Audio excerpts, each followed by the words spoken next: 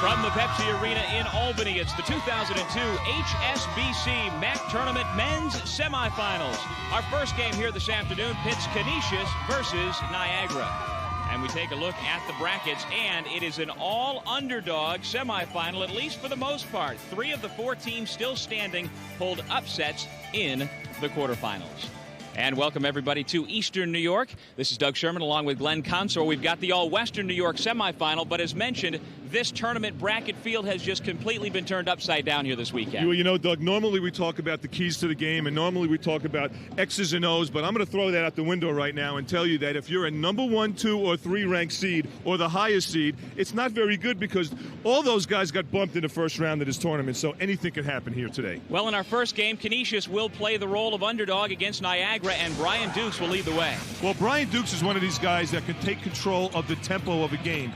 He could extend the defense by making shots. He can get in the lane and penetrate, find open people. The last time these two teams met, Dukes went off for 21 and 8 assists. He's the guy that's going to try to slow the tempo down for Canisius. Now, Dukes yesterday in the quarterfinals had his career high in scoring. At the same time for Niagara, Alvin Cruz had his career high. Well, Alvin Cruz is a jet freshman point guard that could blow by people in the transition game.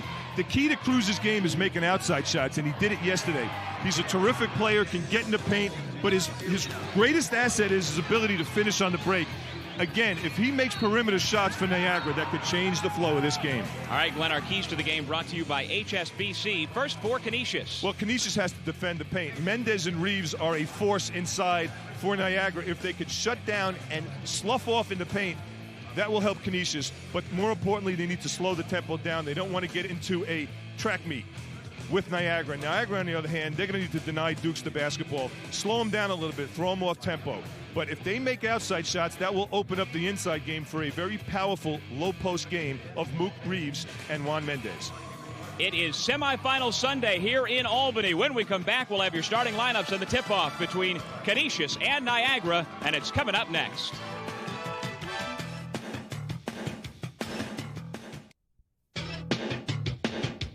This game is brought to you in part by the Pepsi-Cola Company, the joy of Pepsi. By HSBC. By Continental Airlines, work hard, fly right. And by the New York Lottery. Have you bought your lotto ticket yet? You could win millions. New York Lotto. Hey, you never know. Welcome back, everybody, to the Pepsi Arena in Albany. We are just moments away from the start of our first men's semifinal. Our starting lineups brought to you by I Love New York, and for the Golden Griffins, DeWitt Doss, Brian Dukes, Hodari Mallory, Andy Bush, and Toby Foster are in there. And they will face, as you see, Hodari Mallory, who hit the game-winning shot in overtime at the buzzer yesterday in the quarterfinals. They will take on their rivals from Western New York, about 20 minutes away between the Canisius and Niagara campuses. Tremel Darden, along with Darryl Green, Alvin Cruz, Shea Cohen, and James Mook Reeves.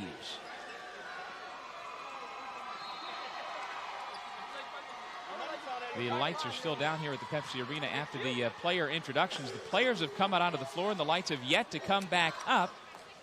They have just done a renovation here at the Pepsi Arena within the last year, so they have the lights that come right back on, but for some reason there's a delay here. You also can see the new Jumbotron video screen that is new this year. MAAC Commissioner Rich Enser coming onto the floor now to see what's going on. But you see the Jumbotron, up until this year, the first 11 years of the building, Glenn, there was not the video replay screen, and that was a big part of the renovation in order to keep events like this and the NCAA Wrestling Championships and the NCAA Basketball Tournament coming back. Well, one thing we know, Doug, is that this game is not going to be played in the dark.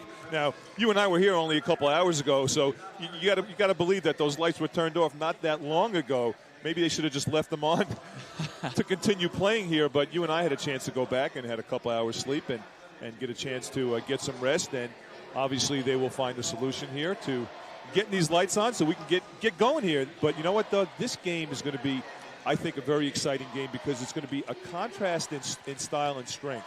Canisius is the type of team that likes to play, and as you can see, the players are going out now to warm up a little bit, and that's obviously the thing to do. They're just going to keep warm and keep loose and keep their sweat so that they have it for the game. But we talked a little bit about style and strength. Take a look at these numbers right here. Somewhat deceiving, but the bottom line is this. Canisius wants to slow the tempo down. They don't want to get into an up-tempo style of game. with Niagara. Niagara can beat you in so many different ways. On the other hand, Canisius is a very rhythm-oriented team. They like to slow you down, go deep into the 35-second clock, and then maybe throw a dagger in. They rely very much on Dukes to run the show. Given that fact, if Niagara can somehow find a way to get into the pocket of Dukes and maybe rush him a little bit to try to get that up-tempo style of play going, it could be a long night for Canisius. But you know what? Mike McDonald has done it before. Last year, who could forget how he almost ran the table starting in that playing game, that Friday game, met Iona in the finals last year, and Mike McDonald does not mind being the underdog. Although, when you asked him after the game yesterday, Glenn, on our post-game interview, you said, hey, what's this about you coming from the play-in games and getting on a roll? Right. Do you like that? He's like, no, let's not start that trend. This is 2 years in a row, and let's leave it at that. Yeah, well, Mike, as I mentioned before, he asked me to play poker with him last night.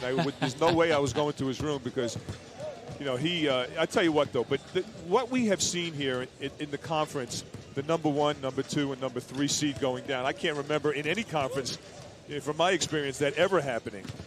And given that fact, anything could happen on any given night, and it really goes to show you that, from the 8 to 9 seed down are capable of winning these games. There really isn't that much difference. Every team has strengths, every team has weaknesses, and it's just a matter of getting on the floor for 40 minutes and finding out what those strengths and weaknesses are. Well, we expect a relatively short delay here. We'll take a break, and when we come back, we're hoping to have a tip-off between Niagara and Canisius here on the MAAC Television Network.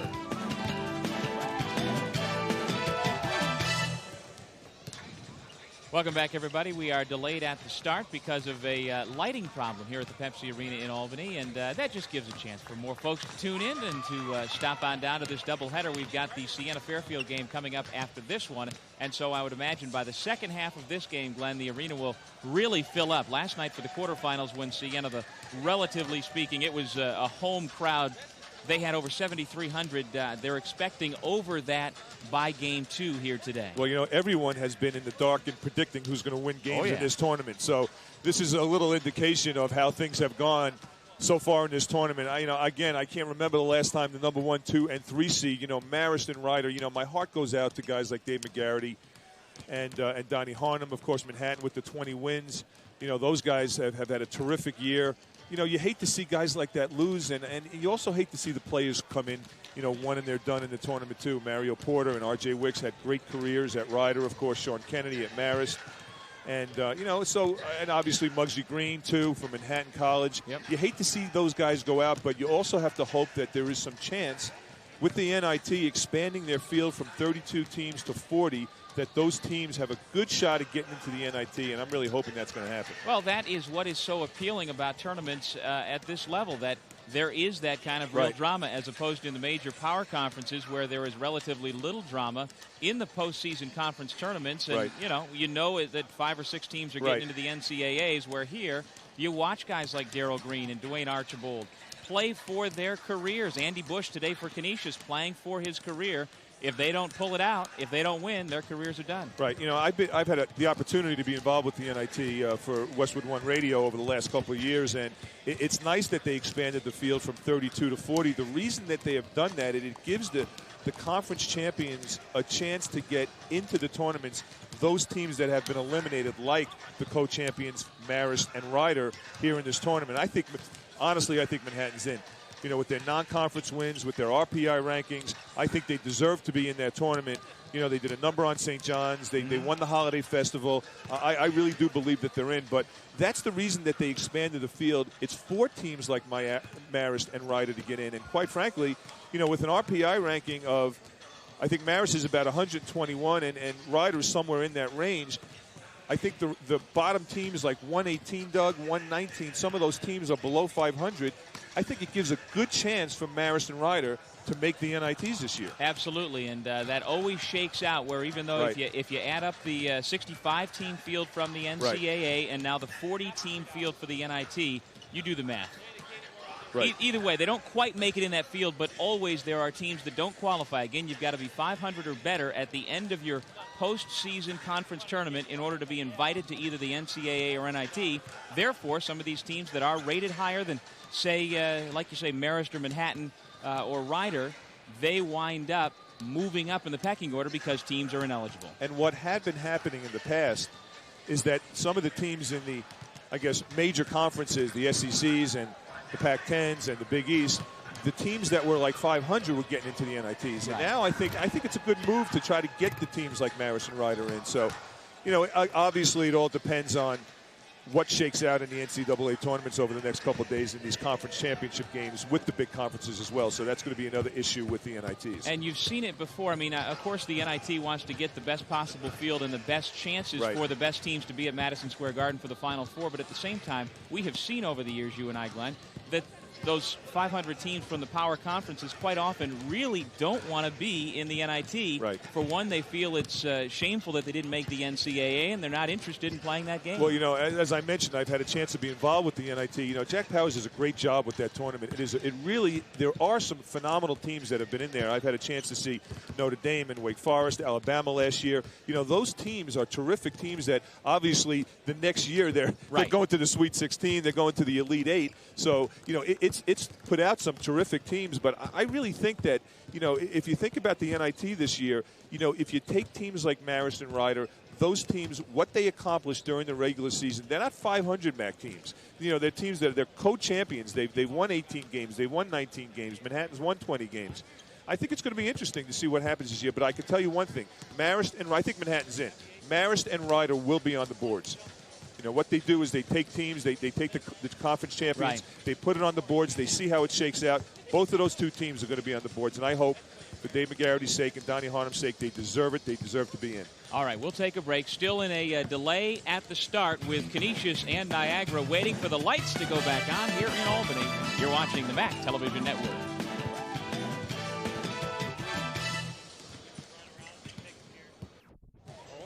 We are in a light shortage delay. Can't say it's a total blackout because you can still see Hadari Mallory, but it's the auxiliary floodlights that are on right now.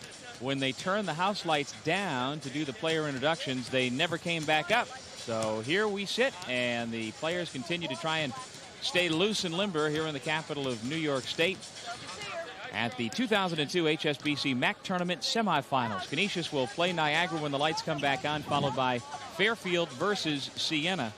And this gives us an opportunity to tell you about the 2002 Pepsi MAAC Player of the Year. No surprise, Rider University's Mario Porter, who really led wire to wire. Other people like Flores and Archbold and Kennedy made runs, but it was Porter's award to lose.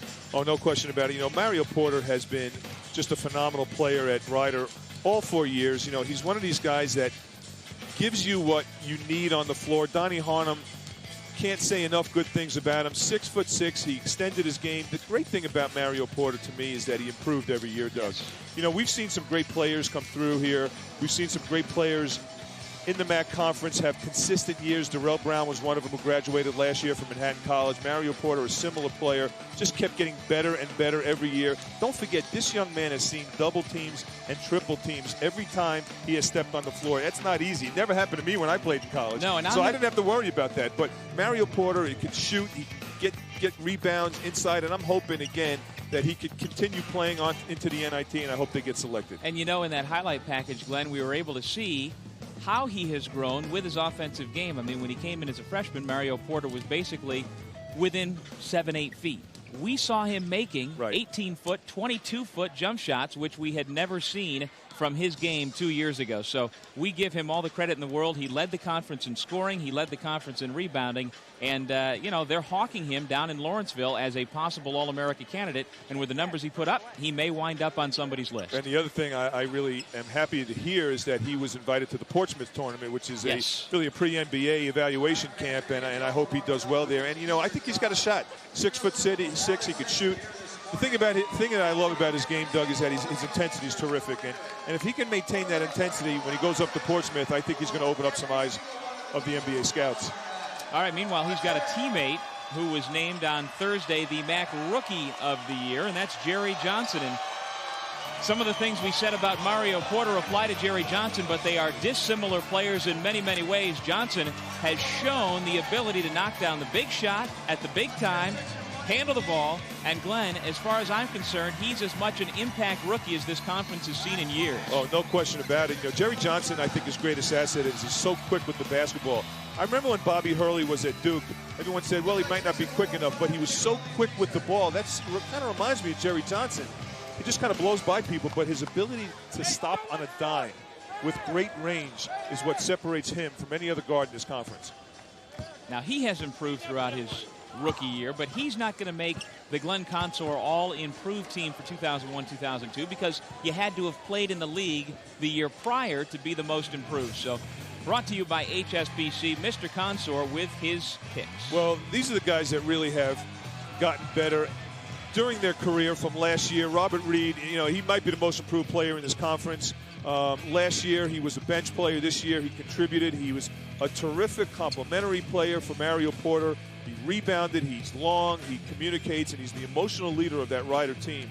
Nick Eppheimer got stronger last year. He worked hard in the weight room in the summer, became a good rebounder, extended his range. He was always a great shooter, but he really improved his overall game. Muggsy Green, obviously, I'm disheartened that hasn't moved on with Bobby Gonzalez, but you know, someone had to lose that game. Fairfield did a great job, but Muggsy Green, Doug, extended his game. He's been able to control the tempo. Nate Brown, his overall game improved, and Maceo Wolford, switching from the one guard spot to the 2 guard spot, improved his shot. Those guys really have gotten better. Kudos to the guys that improved. Okay, the lights are back on, and when we come back, nobody should miss any layups with all the extra practice. Canisius and Niagara here on the MAAC Television Network.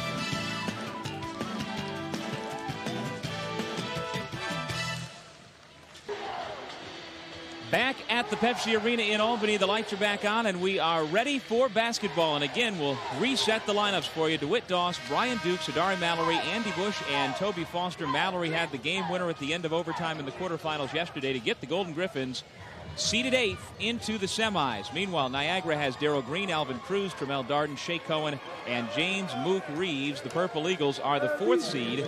They've won 9 of 11 overall, a 17-13 record against Canisius at 10-19, and we are underway. Brian Dukes at the point for Canisius. And just before we started, Glenn, I had a conversation with the general manager of the Pepsi Arena, Bob Belber. He said the problem with the lights was human error, that somebody flipped the wrong switch, and it was not a technical problem. Either way, we're about 20-22 minutes late in getting underway for the MAAC semifinals. Mook Reeves fighting on the glass, and he'll go to the line for 2. We talked about it in the open. Reeves has been a monster on the boards for Niagara the last 10 games of the season. Really has come on and focused his efforts on hitting the boards. And Joe Mihalik knows that he's going to need some big play from him inside. Mike McDonald, on the other hand, he knows that he's going to have to figure out a way to keep those guys off the backboards, prevent second chance opportunities. And you know what that means? Forget about going to the backboards. Find the body first. Lay a body on Reeves. You know, they got a big front line between Reeves, Shea Cohen, and, of course, Juan Mendez, who won the 6th Man of the Year award in the MAAC Conference. He's not out on the floor yet, but he's a very similar body to Mook Reeves. So, obviously, Niagara has size and strength over Canisius. Well, you see the numbers there for Mook Reeves. He was in double figures and rebounding again in the quarterfinals yesterday. He is a true workhorse, and that was in spite of early foul trouble. He's got the first 2 points here this afternoon. Canisius with the ball. Little 1-2-2. Darden now top, chasing the ball. Now, Glenn, this is the 3rd game in 3 days for Canisius. The Golden Griffins had to play in the play-in game as Toby Foster misses. Bush's pass is a bad one, and Alvin Cruz right to the basket, but wave it off. Offensive foul.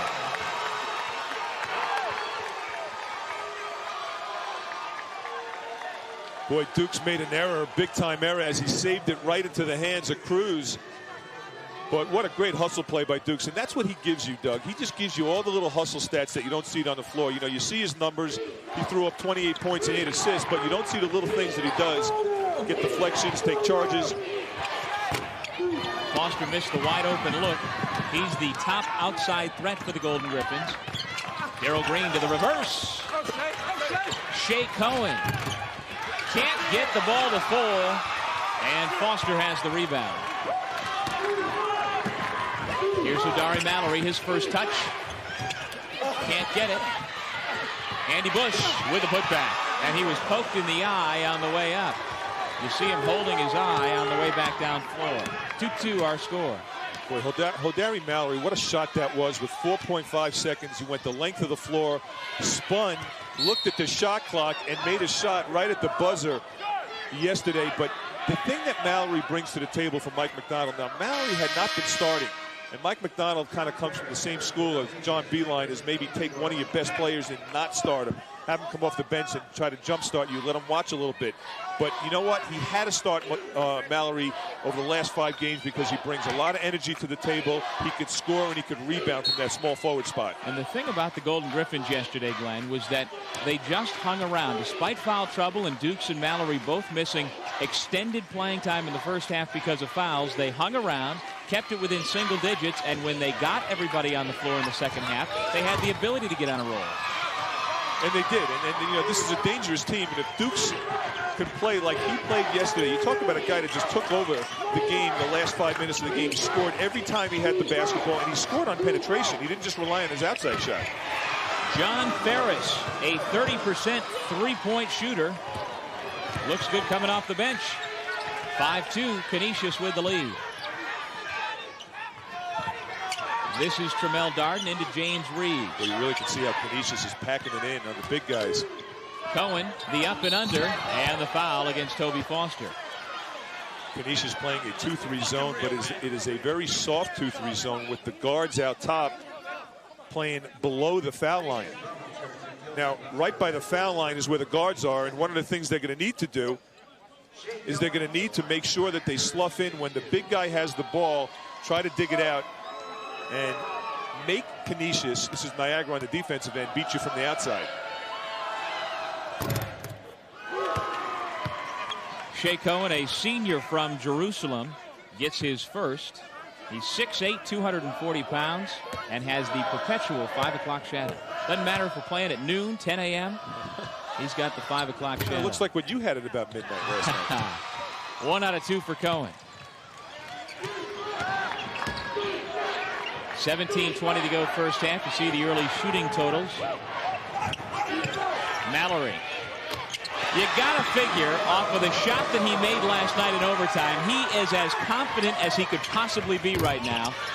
Gerald Green misfires at the other end. Behind the, or between the legs pass back to Foster, but he missed it. Reeves up to Green. Bounce pass taken away by Brian Dukes. Everybody's on the floor, and the foul goes against Shea Cohen. Boy, if Toby Foster would have nailed that shot, you would have saw a quick timeout by Joe Mahalik. Well, it's already 8-3. Canisius with the lead. You know, Doug, there's an old expression in basketball, and you've heard me say this, is that teams that run don't like to get run on, and it's really like a domination type thing. It's an aggression type thing, and one of the things that Canisius has come out and made an early statement here is that, you know what, guys, we're going to push the ball on you, even though we don't want to run, but we're going to push in spots. Dukes misfires. Reeves the rebound. Well, Doug, Luke Reeves has picked up where he left off last night. He's got about 5 rebounds already. Here comes Hodari Mallory off the steal. The junior from McKinley High School in Buffalo with 5 early points. It's 10-3 Canisius. Love the intensity level that Canisius has come out this afternoon to play in. Look how they're playing that little soft zone. Little 3-2 up top. You really could see. Now they're going back to man. And Mike Macdonald does a nice job constantly changing his defenses. What Macdonald likes to do. Oh, there's a little skirmish inside. And Dukes is a tough kid, and he's not going to back down from anybody. Brian Dukes and James Mook Reeves got tangled up, but it was an offensive foul against Tremel Darden. Hodari Mallory picking up today where he left off yesterday. We've got a timeout. No, we don't. We're going to continue on. Richard Hampton has come into the game. Chris Ravello has also come in out there with John Ferris, and Brian Dukes with the ball. Michael Schmidt has come off the bench for Niagara. Look how Canisius spreads you out. Look at the great spacing that they run. This is a team that likes to use the whole half court. They will stay about 10 feet away from each other, which brings away weak side defense. Niagara now got out of the zone and playing straight man. Dukes missed the deep one. Out of bounds. Canisius ball. The Purple Eagles down big early. A 10-1 run by Canisius has made it 10-3 Golden Griffins on the MAAC Television Network. What are you looking for in a college? Cutting-edge academic programs, a faculty that's second to none, great recreational opportunities and residence halls? How about a college that will provide you with the education you need to become a leader in your profession and in your community? If that's what you're looking for in a college, you'll find it at Canisius. To learn more about Canisius College, call 1-800-843-1517 or visit us on the web at canisius.edu. Canisius College, where leaders are made.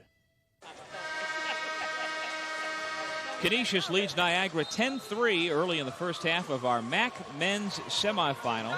Niagara still looking for its first field goal of the game, and HSBC is proud to sponsor the HSBC family section. HSBC saluting the MAAC and today's families in attendance at the MAAC tournament. Good crowd, and again expecting over 8,000 by the second of our two semifinals here at the Pepsi. Doug, I like very much the start that Canisius came into this game with. Good game plan, push the ball up the floor, let's get some easy baskets in transition. I'm not too sure Niagara expected that, so they got to focus on transition defense. Ferris the jump hook. 5 for Ferris, 5 for Mallory. It's 12-3 Canisius. Green the backdoor lob, and the foul on the help from Richard Hampton.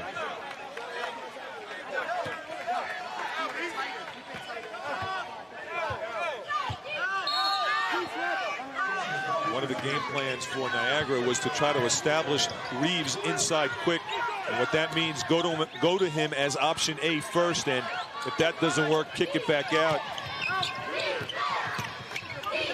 Jamel Darden forced it up. Reeves, then Darden picks it off the rim and lays it in. That's the first Purple Eagle field goal. And they will constantly pound the glass. The interesting thing about Niagara's team is, you know, Reeves and Mendez are terrific rebounders, but Darden is too, so quick. Dukes dribbles out of traffic. Numbers for the Golden Griffins. Hampton to the rim. You know, Canisius might be the best team in the MAAC in scoring on broken plays.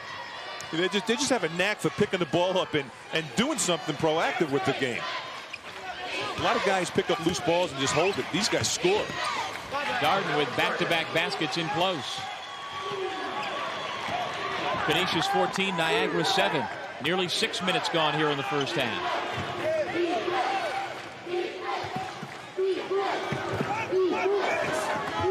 Mallory left alone. A little short this time. Mike Schmidt comes away with it. You can see the tempo trying to be pushed by Niagara. They will run the break and try to get something inside. And that's the thing. They're not just looking for easy jump shots when they push the ball up the floor, Doug. They're looking to establish a quick hit to James Mook Reeves on the blocks.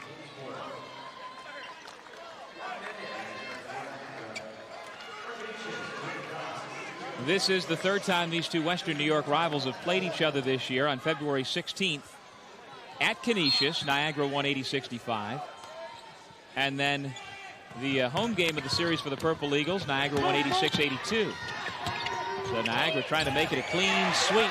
Juan Mendez just off the bench with his first two. See, this is where they're tough. When you got Reeves on one block and you got Mendez on another block, you have two guys that could really play good low post basketball, and they're almost like a double threat, and you got to play honest defense. You saw Reeves give him a little pass inside, and they play well with each other. Yeah, that was some terrific interior passing for the easy layup. At the other end, Mendez commits the foul, his first.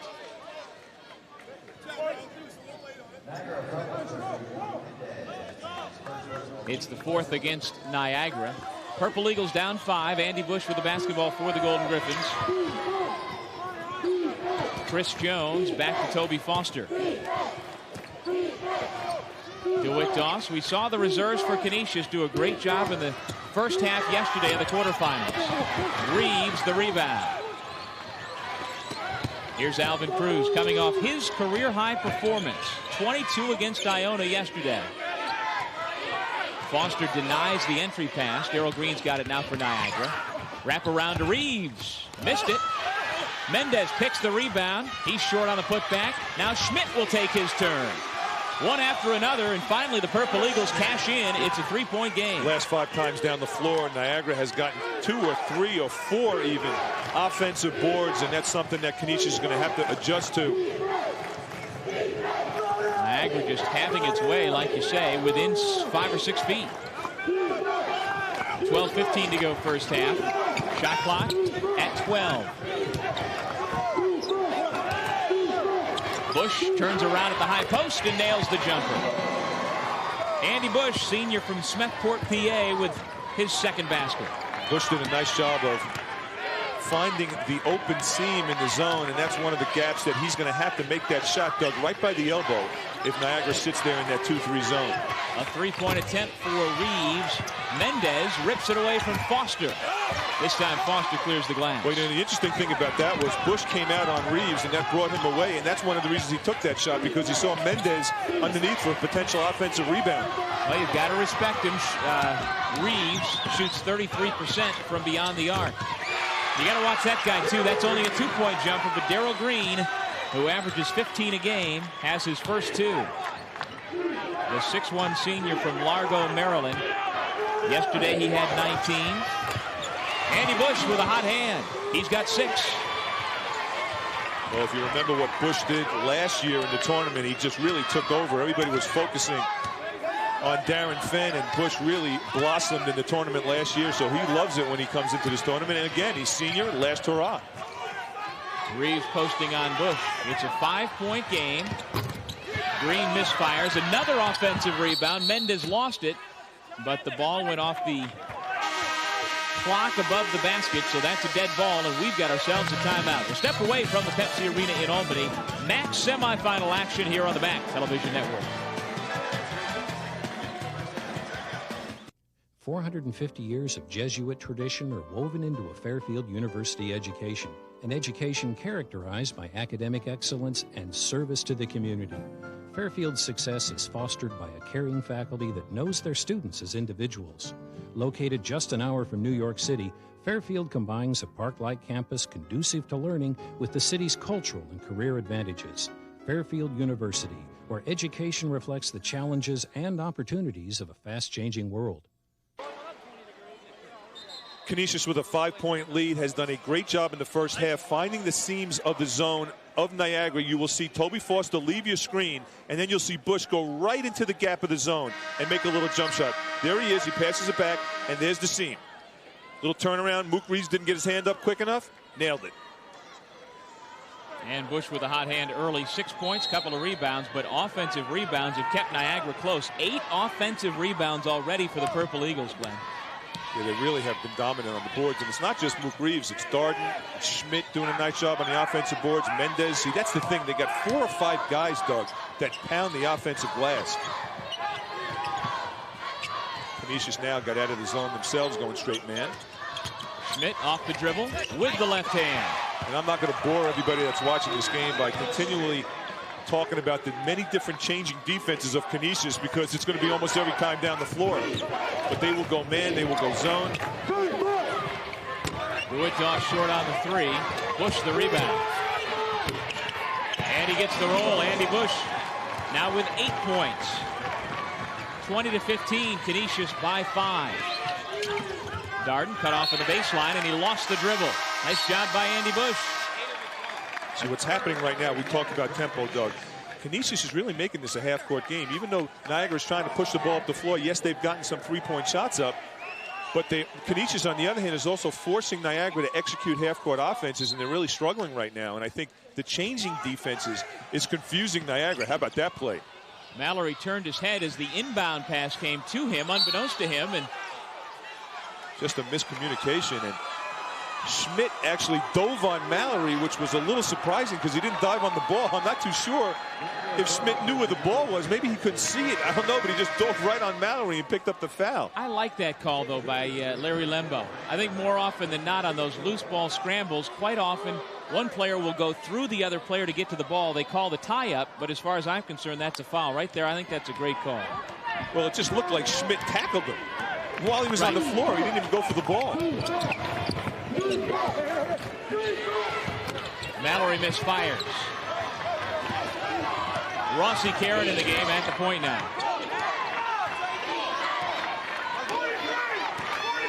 Rossi Karen has done a great job over his career spelling Darryl Green at the point guard spot. He has a lot of experience. Played a lot of minutes last year, and he is a seasoned senior. Reeves pass into Mendez.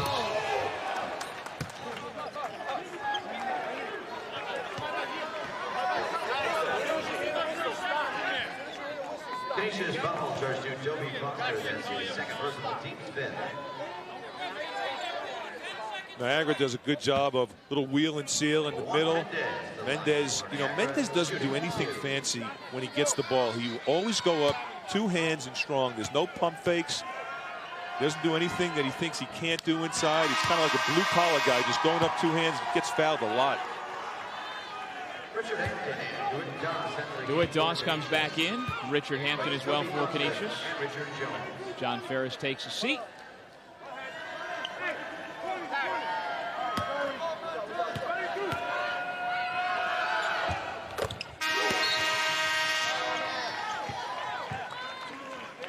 Darryl Green checks back in as Tremel Garden goes out. So we'll reset the lineups for you. Rossi Karen will be at the point for Niagara. Darryl Green, the 2 guard. Mike Schmidt, the 3. Juan Mendez, the 4. And Mook Reeves, the 5. Brian Dukes, DeWitt Doss, Richard Hampton, Hodari Mallory, and Andy Bush out there for the Golden Griffins. Nice ball movement to Mallory. Puts up a tough shot, way too high off the glass. Schmidt with a rebound. That's not a good shot by Mallory off the 2-3 zone. Rushed it. Cross court, into the corner for Schmidt. He gets it knocked away by DeWitt Doss. Hampton's got it for the Golden Griffins. Back to Doss. The floater, it was partially blocked by Mendez, but the putback by Hampton. 6-point Canisius lead. Boy, I like how Canisius is running, and Niagara did not expect this, and I really believe that the front court players are not focused on getting back in the transition game for Niagara right now. They're going to have to do a better job matching up, Doug. They're wasting no time. Canisius is trying to push on opportunities. It's called pushing with patience, and they're doing a nice job of it. Nice job by Hampton coming from behind. Good rotation and recover. Brian Dukes walks it up.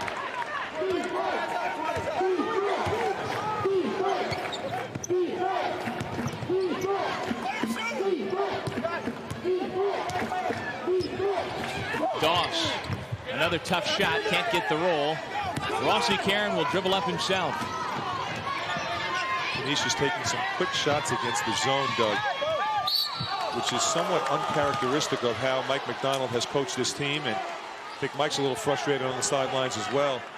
This is a team that likes to go into the 35-second clock, but they have thrown up some quick shots, and obviously the goal is to try to punch it down for Niagara. Joe Mihalik told me this game, he says, Glenn, if we have an advantage this game, it is on the blocks, and we're going to try as option A, as the first option, to go inside every single time. We're going to pound it down and wear them down inside. Wear down the front court players. And so far, that has worked. Mendez has 4. Darden 4. Schmidt with 4. Mook Reeves only 2, but he's been doing yeoman's work on the offensive glass, as always. What is yeoman's work, by the way? I couldn't tell you the background of that. No. I'm always interested in that. The derivation. I don't know. Maybe there was a guy named Yeoman that just worked very hard. Yeoman's a sailor, says Mike Foss in our ear. Mike's a little better read than you and I. We're too busy reading Street and Smith every year. I'm too busy looking at pick and rolls. 15 on the shot clock. Canisius with the ball on top, 22-17. 7:15 left to go first half here in Albany. Cross court, Dukes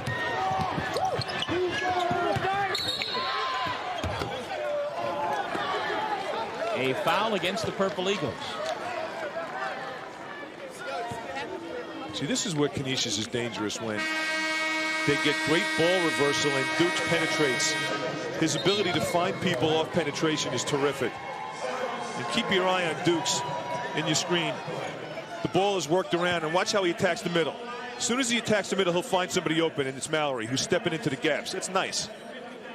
I didn't like how he left his feet on that play, but it was a nice read by Dukes. We'll take a break. You're watching the MAAC Television Network.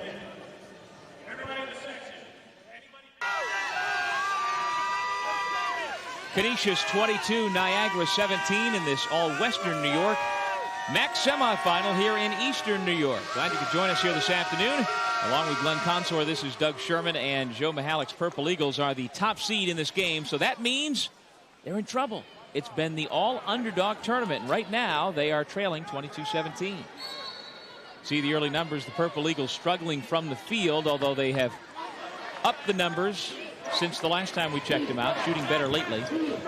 Andy Bush has been the difference so far. He's 4 for 5 shooting with 8 points to lead everybody. You really can see how high the guards come. On top of the key, Rossi Karen and Darryl Green, look how high they are playing that 2-3 zone, trying to match up with the guards out top. One of the ways to beat that is to attack it on baseline.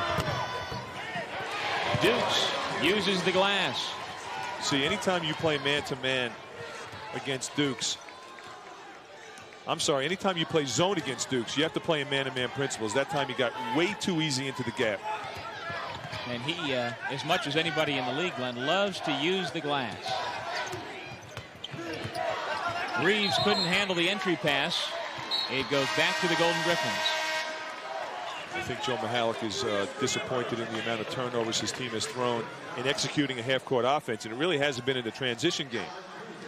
Making little passes inside. Lazy passes, not efficient passes, have been a problem for Niagara against the Canisius zone. Chris Ravello back into the game, along with John Ferris, and also Luke Hedges. Mallory. Long rebound comes to Darryl Green. The Purple Eagles tried to run, but Canisius gets back nicely. Mendez, high-low into Reeves, and the foul against Ferris.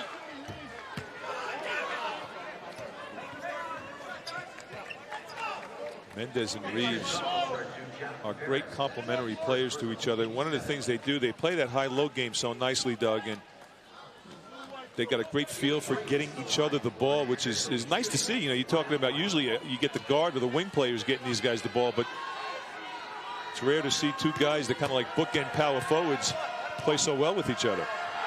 Well, we've seen in flashes that with Ryder between Mario Porter and Robert Reed. What a luxury when you've got a couple of big guys. And we also have seen it, and Ajo Deng and Deng Guy as well. For Fairfield, that's going to be a war coming up next. That was the 7th team foul against Niagara. And so Luke Hedges at the line. Brian Dukes, you saw, sitting and grabbing a liquid refreshment.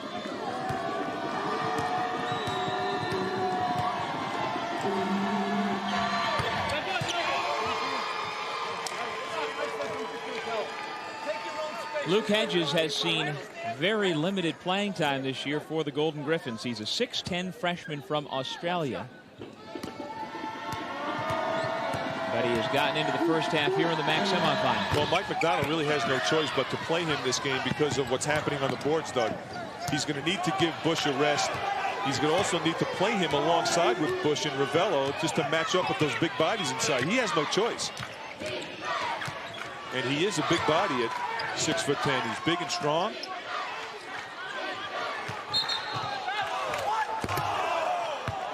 Ferris picks up the foul. Reeves will go to the line to shoot a 1-and-1.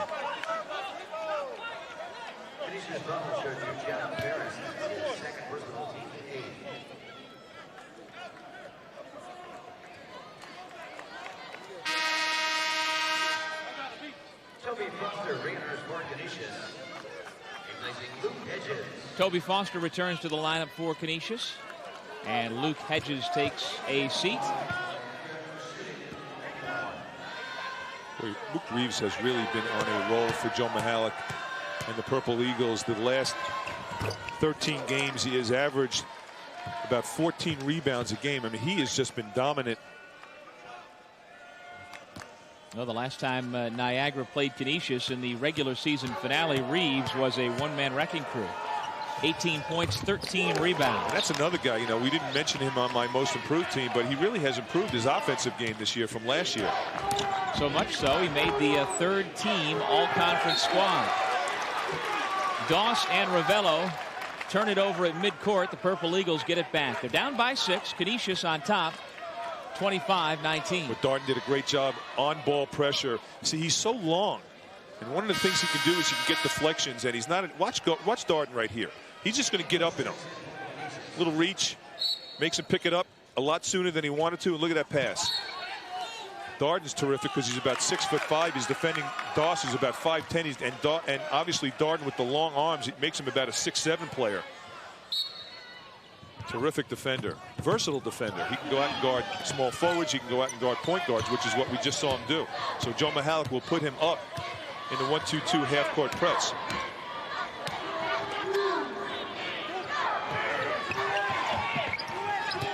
Canisius now once again switching to a straight man.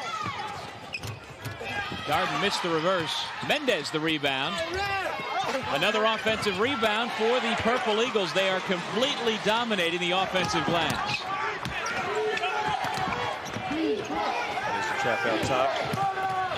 Good attack by Ferris. Missed the leaner. Mendez has the rebound taken away from him. Out of bounds. Niagara ball. So that was a nice attack, though, by Ferris. After the trap, which was broken, Canisius did not go east to west. They went right to the basket, but you got to make that shot. Ferris does a nice job getting to the basket. A little off balance, a little tentative. I think that's a tough shot when you're kind of leaning in, Doug, and you're not too sure if you should use the glass or go straight in. And those are the types of plays where you have to make Niagara pay for the pressure. Didn't work that time. Left some change. Alvin Cruz guarded by DeWitt Doss.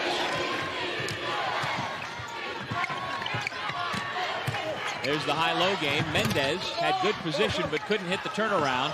Another chance for Niagara, but it's wasted on the pass back out. Yeah, Mike McDonald's going to have to he's going to try to instill a new rule this game that the power forwards of Niagara can't go past the foul line.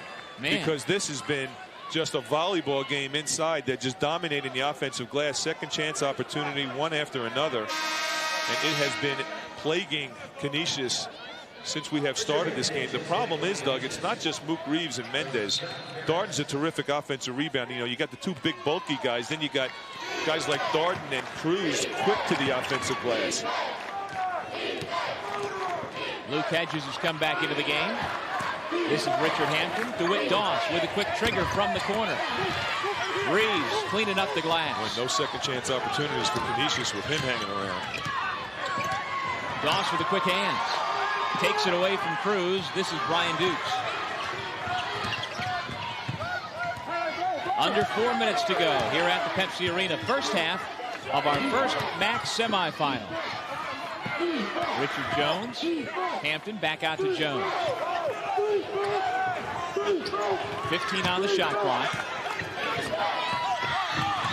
There's another deflection by Darden with that zone. Getting his hands in the passing lanes, showing a seam, then taking it away. Dukes puts it up and in. The junior from Orchard Park has 4 points. You know, Dukes is like one of those throwback point guards. You know, a lot of ball fakes, picks up his dribble, ball fakes, everybody's going for it, and then all of a sudden you think he's passing and he's shooting the basketball.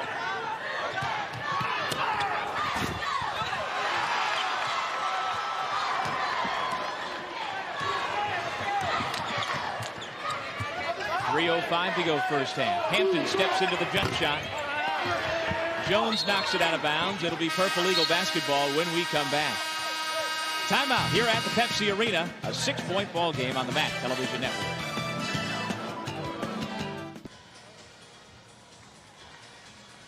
Canisius 27, Niagara 21, and fans don't miss the 2002 MAAC Golf Championship at Disney's Wide World of Sports in Orlando, Florida, coming up in April. If you'd like to check it out, go to anthonytravel.com. That's the same place you can go for information on travel packages for the 2002 Volleyball Championships. Also down at Disney, November 16th through the 20th.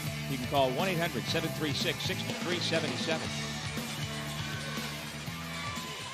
Well, Doug, this has been a domination of the boards by Niagara. That's been the story so far this game.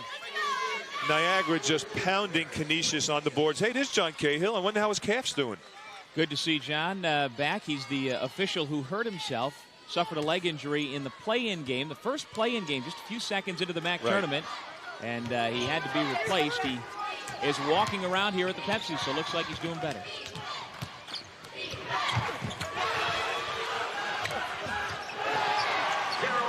Hedges got the block shot, but the Purple Eagles just keep coming in waves. There's that little half-court trap, little 1-2-2 trap, and they're trying to trap on the sides. Nice job by Dukes reading the seam. The thing that Dukes does so well, Doug, is he changes speed nicely, and that's why he's so tough to guard. He kind of lulls you to sleep and then explodes. He's got a quick first step. Ball just slipped out of his hands.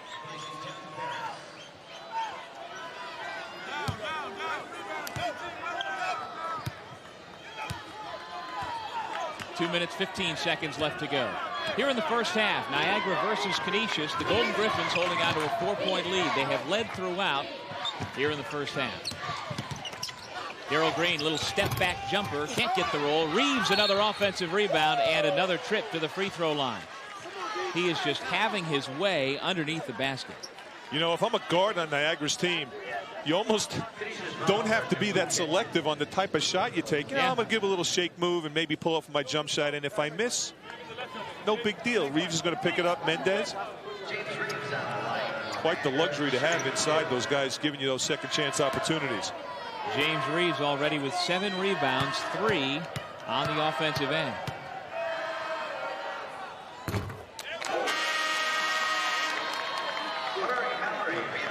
Hodari Mallory back in for the Griffs, replacing Jones. You know, Doug, with Mallory out of the game, you really can see that the energy level changes. You know, things kind of slow down a little bit. The tempo slows down for Canisius. He's a very explosive player, and Canisius is somewhat of a methodical team on offense. But with him in the game, the style of play changes, and he's a slasher. He could score, he jumps, he rebounds, he just does so many things. But the thing that he does is bring a ton of energy to the table for Mike McDonald. 2 free throws for James Reeves. It's back to a 2-point ball game. Canisius on top with possession of the ball. Doss splits the double team. Baseline jumper from Mallory now. Schmidt the rebound. See, Niagara's forcing them to take quick shots a lot quicker than they would like to. Green tries to give Niagara the lead. Darden after the rebound again. Blocked by Foster. Darden again. He has 1 speed and 1 goal in mind to get to the rim, and he's tied the game at 27. Man, this is just a complete domination of the offensive glass by Niagara. Canisius really has to figure out a way to keep these guys off. And you know, at halftime, Mike McDonald's going to say, you know what, guys, forget the ball. Let's do a better job on ball pressure. But our front court players, we have to lay a body on someone. No one is pushing anybody out of the paint. You know, there's no rocket science to rebounding. It's strength and positioning. Shot clock down to 4, and the foul called against Darrell Green. So Brian Dukes will go to the line to shoot a 1-and-1. Mike McDonald in his 5th year as head coach at Canisius. This year they went 10-19. Actually, that's including the 2 wins so far here in the MAAC tournament. During the regular year, just 8-19. They were 5-13 in league play.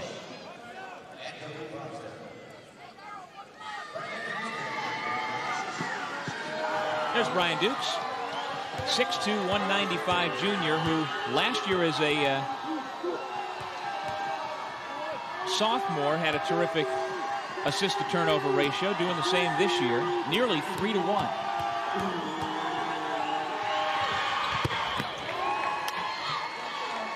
And how about the shot he hit at the end of regulation yesterday, Glenn? Dukes with about 7.5 seconds to go. Tied up the ball game for the Golden Griffins. and enabled them to win in overtime and knock off the #1 seed Rider. What a battle that was between Dukes and Jerry Johnson. Both of those guys made every big shot down the stretch. It was incredible, with the exception of Johnson missing that free throw. But I'll tell you what, I was incredibly impressed with Jerry Johnson as a freshman. Just his moxie, his ability to take big shots, make big shots, great range, stop it on a dime. Dukes, on the other hand, just came in and penetrated every single time. He almost willed his team to win that game. Dukes finished with a career-high 24 points, and Johnson with 36, his career high. The delay in the game, Larry Lembo, the official, saw perspiration on the basketball, so he wanted to dry it off. Canisius coach Mike McDonald surveying the floor. Under a minute to go, first half. A 1-point Canisius lead.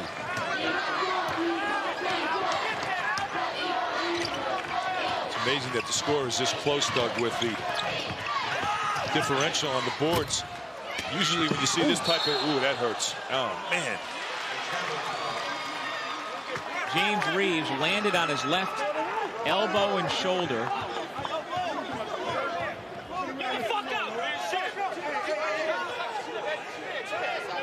Joe Mihalik coming out to check on his fallen forward. Boy, he hit the deck hard, and I'm not too sure if he went directly on his elbow, Doug, or his wrist. Shoulder, maybe.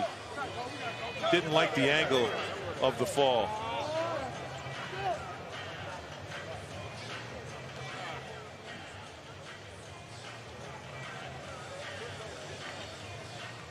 We have 36 and a 10th second to go here in the first half, as James Reeves is attended to on the floor. His Purple Eagles trail Canisius 28-27 in the MAAC semifinals. Let's see exactly what happened on that rebound. James Reeves has been dominating the backboards all game long, and he was getting another one when he fell awkwardly. Keep your eye on Reeves right here in your screen as he goes up. Goes up with one hand, loses his balance. His feet went out from under him, and keep your eye on his left, actually his right arm as he went down. Let's take a look at this angle here. It's left arm, hits the deck. He just landed with all his weight on his left arm. I think that was it. His feet came out from under him, Doug, and he was kind of coming down, shoulder and arm first, and all his weight came down on that arm, and he is in big-time pain as he's being attended to by the Niagara trainers.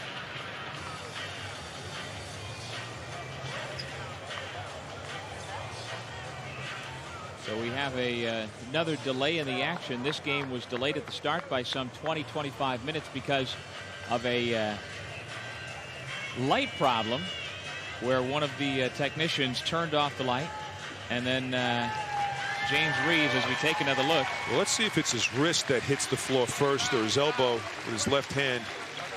Keep your eye on that wrist. Looks like his wrist hit first, and then his weight came back on that wrist. The problem is the shoulder also gets jammed up in that situation, so it could be the wrist, the elbow, and the shoulder. You don't know which, but he's clearly holding the shoulder right now. Nice to see the Canisius players applauding. Yeah, he's holding his shoulder now. Ooh, it's his whole side seems like. He already had 13 rebounds in this game, Glenn.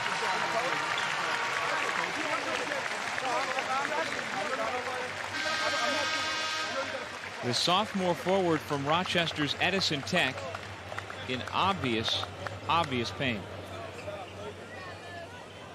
And if you don't think this is devastating to Joe Mihalik and meaningful to this team, this guy is the emotional leader, the force underneath, and he is in pain. His shoulder looks out of place there, Doug.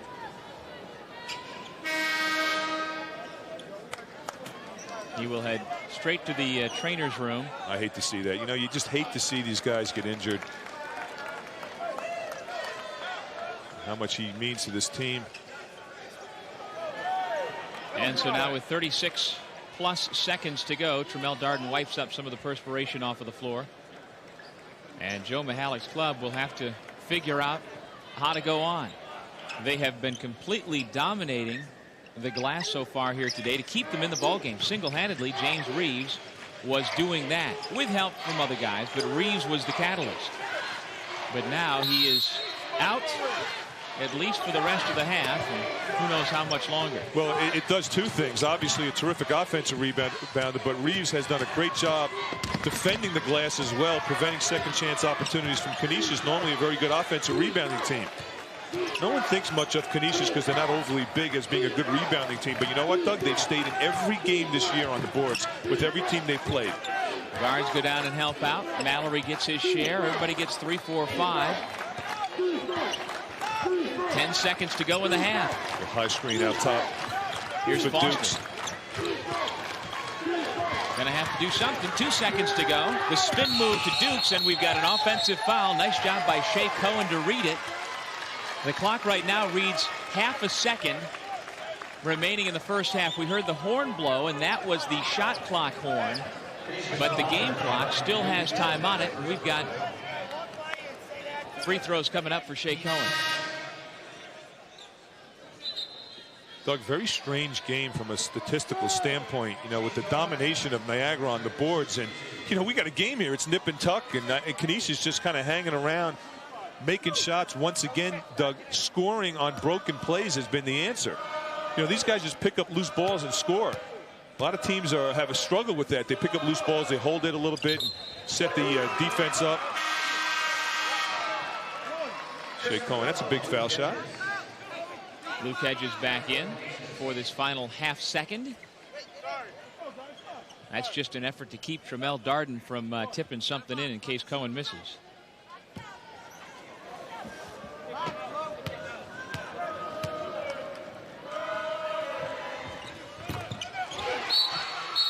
That's the first lead for Niagara since 2-zip.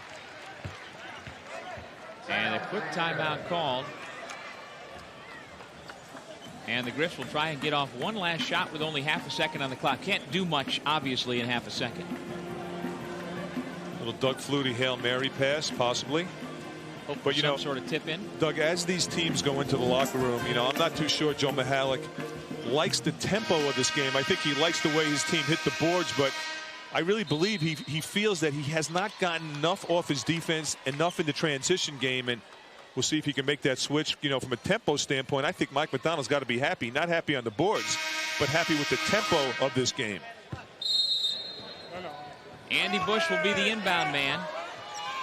He checks things out, lobs it up to the front court, and a foul called against Canisius. It's going to go against Hodari Mallory, and so the Purple Eagles have more free throws coming up with zeros on the clock.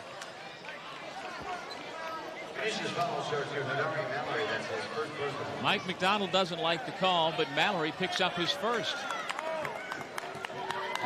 They were jockeying for position.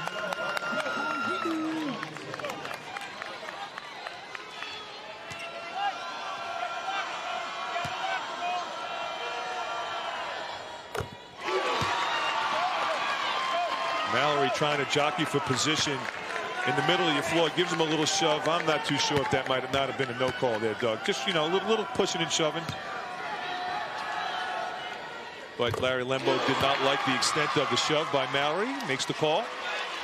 And Mike McDonald very unhappy as they head to the locker room. He has seen his lead, which they held most of the first half, go away with 4 late free throws by the Purple Eagles. 31-28, Niagara with the lead here on the MAAC Television Network. Halftime of our first men's semifinal here at the Pepsi Arena. The 2002 MAAC tournament, and Niagara has pulled ahead of Canisius 31-28. Welcome back, everybody. Along with Glenn Consor, this is Doug Sherman. They just handed me the stat sheet, Glenn. 33 rebounds for Niagara, 14 for Canisius. Unbelievable disparity. And you would think maybe Niagara should be up by about 20 points if that's the case. Not the case this game. Niagara still has turned the ball over too many times, enabling Canisius to get back in this game. And I think that was the difference. Big discrepancy in turnovers in the favor of Canisius. Big discrepancy in rebounding in the favor of Niagara. Canisius did a good job of keeping the tempo of the game slow, and I think that was the key for Canisius this game. Also, Canisius' ability to pick up loose balls and score on broken plays made the flow of this game kind of strange. Yeah. Now, James Reeves was the dominant force in that first half on the glass. He had 13 rebounds, but went down with this injury in the final minute. Big number 53 landed on the elbow, which also obviously impacted his shoulder and his wrist, but we have received a report from the locker room that it has been diagnosed as just a bruised elbow, and they expect James Reeves to come back and play here in the second half, so terrific news. Oh, absolutely. 13 rebounds and a half is not shabby, and his ability also to defend the glass. Canisius has not done much on the offensive boards. You can credit James Reeves for that. It's going to be interesting to see what happens tempo-wise. You know Niagara's going to come out full court press. They really haven't gotten that many transition baskets, and that's their game. Okay, let's check the scores from earlier in the 2002 HSBC MAAC tournament. A lot of numbers in there, and most of them favor the underdogs. Will we see more underdogs winning today in the semifinals? Well, Canisius is the underdog today, and tonight Siena is the slight underdog, if you will, but actually I guess you'd have to throw that out the window because Siena and Fairfield tied at 9-9, and Fairfield won the tiebreaker to be the higher seed, and of course we're going to have some 9,000 people rooting for Siena here tonight. You could throw the X's and O's out, throw the higher seeds out. It really doesn't matter, Doug, because right now these teams are very equal. The 4 teams in here are all capable of winning this tournament. And think about it, the number 9 seed, the number 8 seed, all capable of winning this tournament. We've seen it. We've seen Ryder go down. We've seen Marist go down, the co-champions of this tournament. Everybody was thinking those guys were going to advance. Not the case. Manhattan won 20 games this year. They get bumped in the semifinals, so this is totally up for grabs. Everyone thought Canisius would get bumped early. Maybe even in the playoff game against Loyola, who had a great win against Ryder, it didn't happen. So, Doug, don't put money on anybody anymore. You know, you got to save your cash. All I know is that the Golden Griffins are hanging around once again at the half, trailing the Purple Eagles 31-28 in the men's semifinals. We'll take a break and come back on the MAAC Television Network. This game is brought to you in part by the New York Lottery. New York Lotto gives you 2 games for $1, so play today. Hey, you never know. By Continental Airlines. Work hard, fly right. Ryder Trucks, logistics and transportation solutions worldwide. And by I Love New York. Show your love for New York State. At the half, Niagara leads Canisius 31-28. Our HSBC MAAC tournament continues here in Albany. And now we had a terrific night session of the men's quarterfinals last night. Let's take a look at some of the highlights. First, beginning with Siena, which pulled the upset of Marist. Prosper Karangwa had been in Siena's doghouse, hadn't even played in the regular season finale. He was terrific, as was Dwayne Archbold, the catalyst for the Saints, coming up with a career-high 36 points as the Saints knocked off the Red Foxes.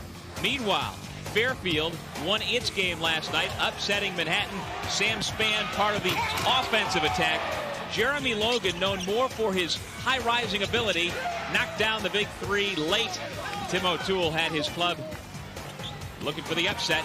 Walsh to Dengai, and we expect to see much more of that coming up in our second men's semifinal coming up after this game. And you see some of the Stags checking out the action here from the first semifinal. It'll be Fairfield against Siena. It's scheduled for a 2:30 tip-off. Chances are it'll be a little bit after that, but just stay tuned. Check your local listing because we won't have everybody along the MAAC Television Network with that. There is some conflict, so check your local listings, but we will be here bringing it to you. Fairfield against Siena coming up later on this afternoon here at the Pepsi Arena. We'll take another break and come back with more at the half. Niagara leads Canisius 31-28 on the MAAC Television Network.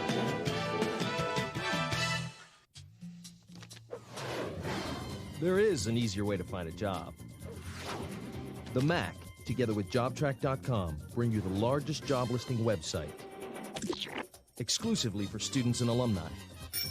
It's where over 400,000 businesses have come looking for talents just like yours.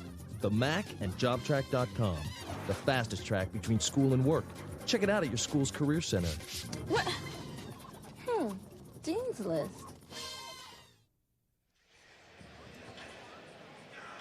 Niagara 31, Canisius 28 at the intermission. And Hodari Mallory, who hit the game-winning shot for Canisius yesterday in overtime, picked up where he left off today from the outside and the inside, Glenn. Well, the first 5 minutes for Mallory were a lot different than the last 10 minutes because look at that gooseneck, Doug. Little follow through. He came down with it the whole way. He was terrific on the break, but then he cooled off, rushed his shots a little bit. I think that was the issue for Canisius in the second half. Bush was tremendous, making some big shots, extending the defense out, but the story in the first half for Niagara was Reeves on the boards, just dominant on the boards. And here's the play where he just got destroyed, lost his balance, landed on his elbow, bruised it badly, taken out of the game. We are questioning his ability now to come back and play. I don't see him on the layup lines now, Doug. No, at the moment, James Reeves is not yet out here as we take a look at the first half stats brought to you by Coach USA, and the rebounding disparity is huge. And that has been the storyline. And again, the statistics are quite deceiving because look at the rebounds, just a complete domination by Niagara. But on the other hand, turnovers, something that we don't see on our screen. That was the key. Turnovers by Niagara, executing a half-court offense, they really struggled. We'll take a break, and when we come back, the start of the second half between the Golden Griffins and the Purple Eagles. It's 31-28, Niagara on the MAAC Television Network.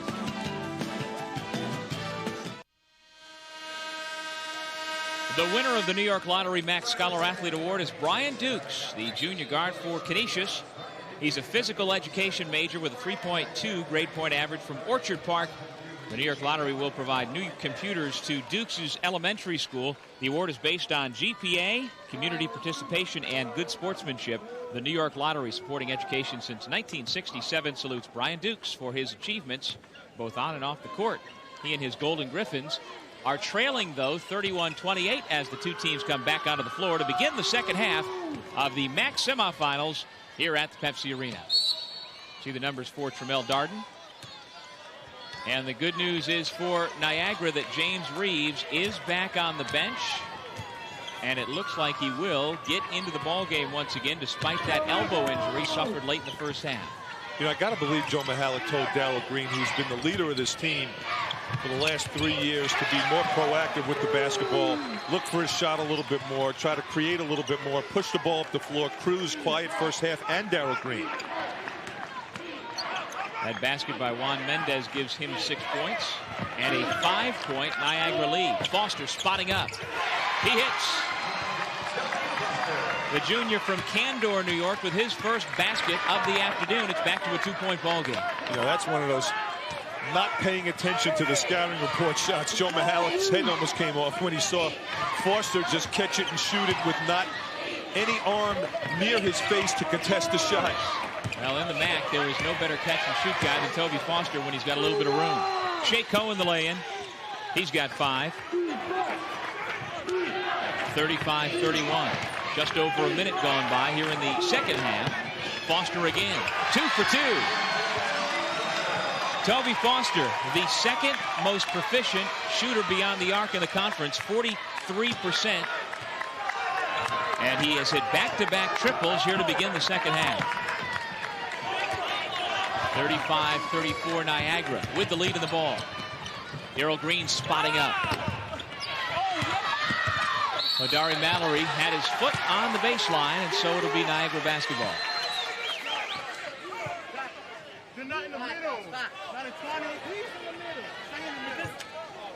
With Joe Mihalik not happy with the 2 defensive sets.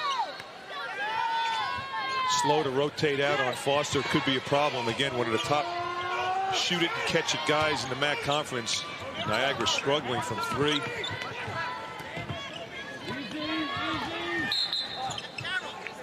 Brian Dukes kicked the basketball, so they reset the shot clock to 35. One thing that has kept Canisius in this game after being dominated on the glass, Doug, is their ability to change defenses. I think Cruz is having a tough time recognizing what defensive sets Canisius is in, and you need to back the ball out. What you don't see often, Doug, is the point guard, after he penetrates and after he makes a move, come back out and run the show, and that's a good sign to see James Reeves come back in this game, and he's got a little smile on his face. He's happy to be in, and we're happy to see him. Absolutely. And it looks like he's got a wrap on his left elbow and maybe even something on his hip. No, Doug, that's his hip. He's got big hips. Well, he's got shirt tails hanging, and I'm trying to figure out if there's something else protecting him there. I think you're probably right, though, Glenn. He's just well endowed down there, Doug. That's what makes him such a good rebounder. He uses his lower body to move people out. And there's the help. Nice job by Niagara, collapsing. Niagara changing their defenses as well, sitting back in that 2-3 zone. But you can't sit in the 2-3 zone and not know where the shooter is. Got to keep an eye on number 23 in the blue. There he is from the corner. Short on that one. Better job by Darden to recognize. And he comes away with it. 35-34 Niagara with the lead and the basketball. 17:30 to go here in the second half. Tough shot by Darden. Reeves couldn't grab it. Alvin Cruz for three. Foster clears the defensive glass. Dukes quickly into Andy Bush. Working on Reeves with the right hand. Andy Bush into double figures with 10. Nice quick hit and flash by Bush inside. Good catch. The Golden Griffins back on top by 1. Canisius led by as many as 9 in the first half. Now DeWitt Doss called for the personal. Non-shooting foul. That's the first against Doss and the first against Canisius here in the second half. You know, Niagara has dominated the MAAC conference in a number of scoring offensive categories this year. Scoring offense, three-point field goal percentages, rebounding offense, but this game they have really struggled with their outside shooting, and it has changed the complexion of their game. They're kind of rushing their shots. I think they need a little bit more dribble penetration from the guards out top. Tremel Darden just got a technical foul.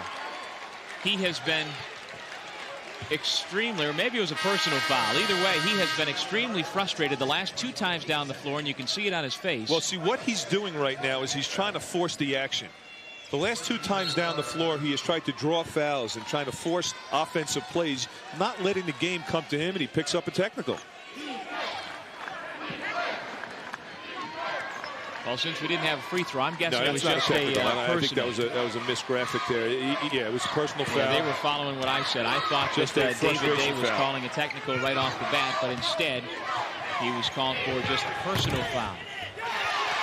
Hodari Mallory gets the roll.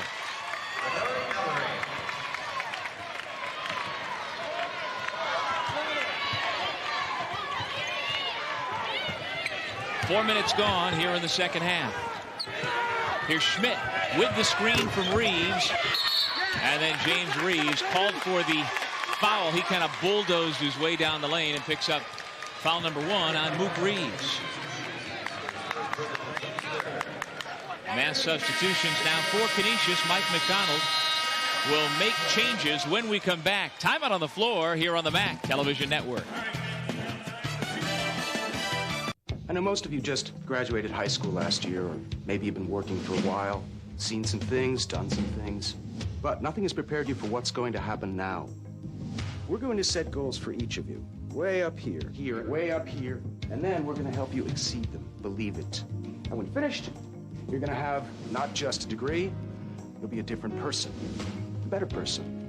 Welcome to Iona. Aspire, achieve. Iona. Call Iona College at 1-800-231-IONA. The Golden Griffins lead the Purple Eagles 38-35, and fans, the 2002 MAAC Hockey League Championship hits the ice in a couple of weeks at the College of Holy Cross Heart Center in Worcester, Massachusetts. $12 a piece. The tickets. For information, call 508-793-2573.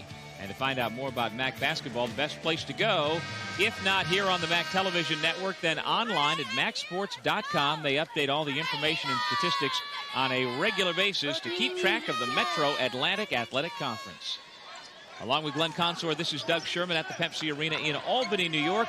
Men's semifinal action coming up after this Canisius-Niagara game. We've got Fairfield versus Siena. As you see some of the shooting numbers.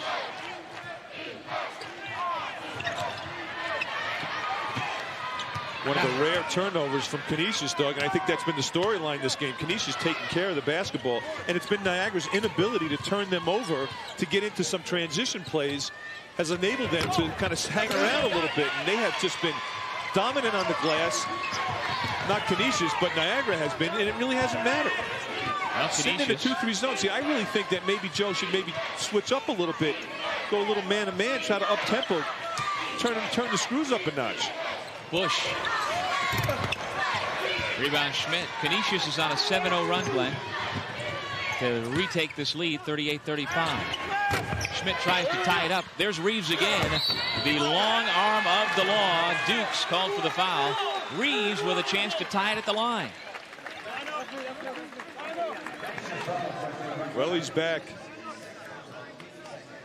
Keep your eye on Reeves coming in from the top of the key. No one laying a buy down. You know whose responsibility that is? That's Dukes. Yep. That's the guard's responsibility to box out, number 12. And Missed the assignment. You can't let a guy like that creep in from the free throw line. Just take a straight, direct path. You see he's got a double-double already. 11 points now, 14 rebounds for Joe Mihalik's club. So Joe trying to apply some 1-2-2 full court pressure. Chris Ravello splits the double team. Dukes with it in the front court. 38 apiece. Mallory off the spin. Reeves made him change the shot. Richard Hampton with the layup. Violation by Mendez as Cruz didn't step to the ball. Ravello did a good job getting in front of Cruz.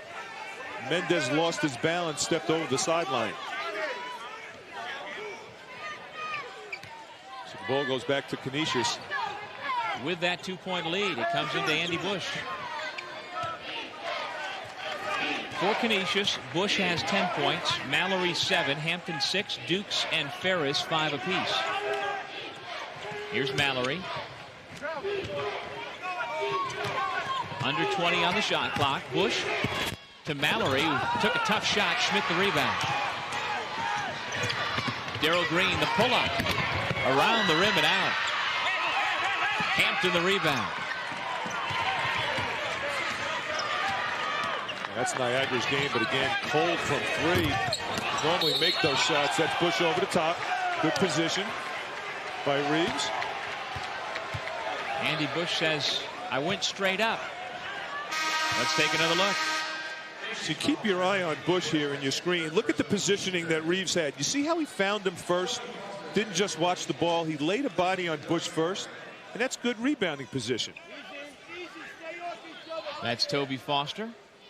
Out there with Andy Bush, Brian Dukes, Richard Hampton, and Chris Ravello, and now John Ferris will check back in, and Andy Bush will go out. Bush just picked up his third personal foul.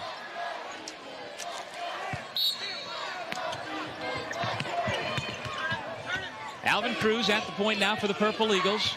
On the floor with Darrell Green, Mook Reeves, Juan Mendez, and Michael Schmidt.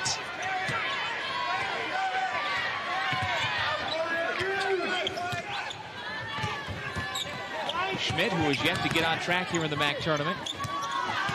Green, and an offensive foul. Both officials simultaneously called it exactly the same. Brian Dukes stepping in to take the charge. Canisius going back to the man-to-man. And again, Doug, we talked about this.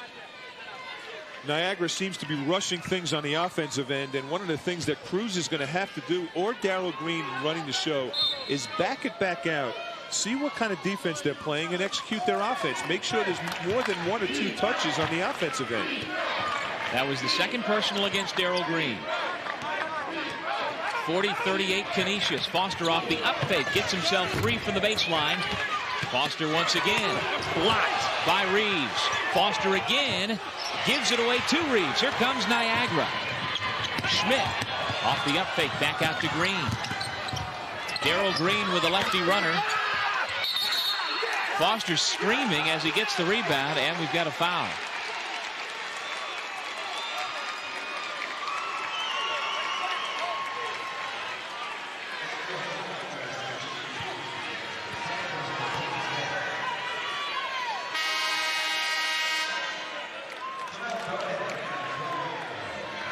Guess Foster got a little excited on that rebound, huh, Doug? I guess so, on his last 2 rebounds. He has been giving primal screams. That never did anything to me. No one screamed back when I played when they got rebounds. You know what that's a byproduct of? Kevin Garnett doing it, and it's being shown on the highlights. Tremel Darden. There's something to scream about. I'm going to scream now. Come on. 10 for Tremel. None prettier than that one. We're tied at 40 apiece. Ravella hits the three. Canisius back on top. The freshman guard with his first points of the day. Here's Schmidt. Pass taken away, but Ravella went out of bounds. DeWitt Doss coming in. We have said all along, Doug, I'm sorry, we have said all along what a great athlete Tremel Darden is. And I think he took off, Doug, from pretty close to the foul line, and there was 2 guys underneath him. That is not an easy dunk. Off 2 feet. Foster on the hold. Toby Foster getting a little close to Mook Reeves there. Looked like they were dating. Picks up the personal. Stepping into passing lanes. Lazy pass. Dukes tried to hook him and paid the price. Yeah, I got no problem with that screen.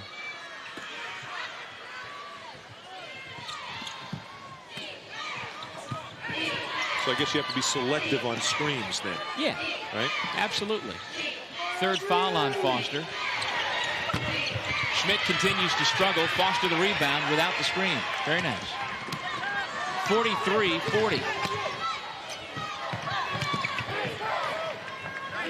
John Ferris can't connect. Reeves with another rebound despite the traffic, and here comes Niagara. Darden from outside. He hits. We're tied again at 43 apiece. Tremel Darden, who scored 19 in the quarterfinals yesterday, with 13 here today. DeWitt Doss finds Hampton, and he draws the offensive foul. He had a wide open look from 15 and instead decided to drive into the pack. He picks up the foul, and we've got a timeout here on the MAAC Television Network.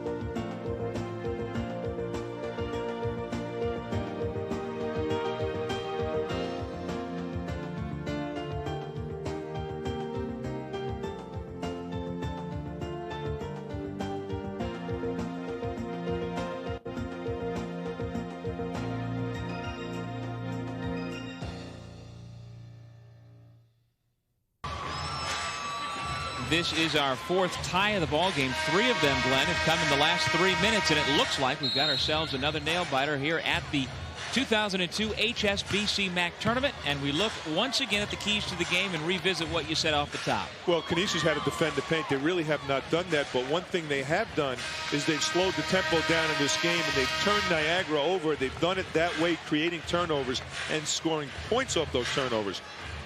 Niagara's done a pretty good job denying Dukes to really get in the paint. He really hasn't penetrated, but they have not made their perimeter shots this game. That has been a factor for Niagara. So, you know what, Doug?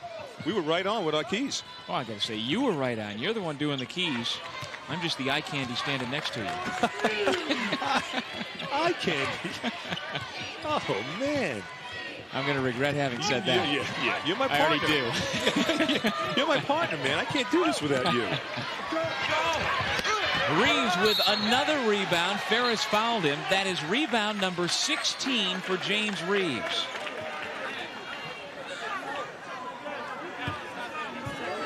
Reeves turning into Moses Malone this game. The ball goes inside to Mendez, and look at all the attention Mendez brings, and look who comes from the weak side. See, that's what you can't do. You have 2 guys on Mendez. They're collapsing on the big fellas, but you can't forget these guys are bookend power forwards. You think you got one guy blocked out. You have to remember someone's coming in from the weak side, and most of the time, Doug, the guard's got to bump him from letting him get in there that quick. Reeves hits that foul on Ferris, his 3rd. Also, Richard Hampton has 3, so they're starting to pile up against the Golden Griffins. Andy Bush comes back in, and Ferris goes out.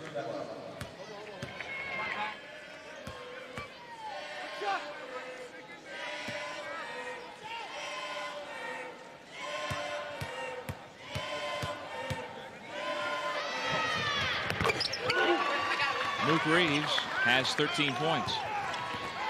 Back to a 2-point game, 45-43, Niagara on top.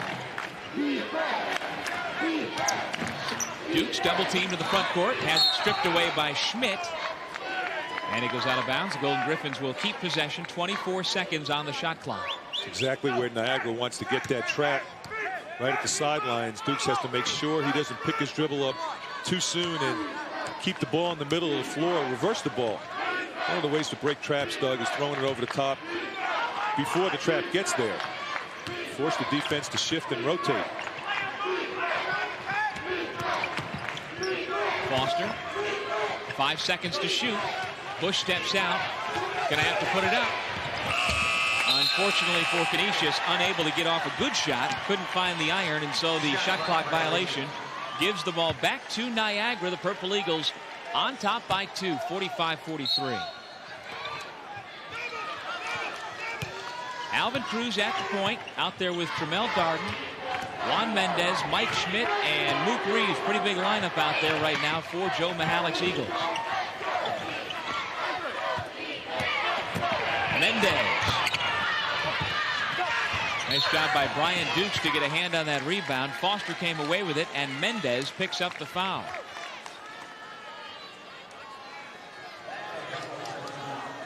One thing we have not seen in the second half, and that's 3 on Mendez. You don't want to pick up your third like that. That's just a frustration foul. But one thing we have not seen in the second half is Niagara's ability to establish the low post play. You know, they've taken it away. Canisius doing a good job of sagging down, and you know, Mike McDonald playing the high percentage game here. You know, saying, you know what, if Niagara's going to beat us, they're not going to beat us in the low blocks with the high percentage game. They're going to beat us from the outside. So good coaching. Foster into the corner. Mallory, no good on the 3. Schmidt the rebound. Just past the midpoint here in the second half. Schmidt around Foster. Nice job to recover by Foster. Nice job by Reeves to get another offensive rebound and another trip back to the line. Last time we have seen, Doug, you and I have seen rebounding performance like we have today is Darren Phillip at Fairfield, who led the nation in rebounding for Fairfield. Reeves just all over the glass. Again, look where he comes in from. The guards are not boxing out. And if I'm Mike McDonald right now, I got to make a decision. I got to focus on having the guards find him first. Put 2 guards on, put 2 guys on him to box out. 1 guy's not enough.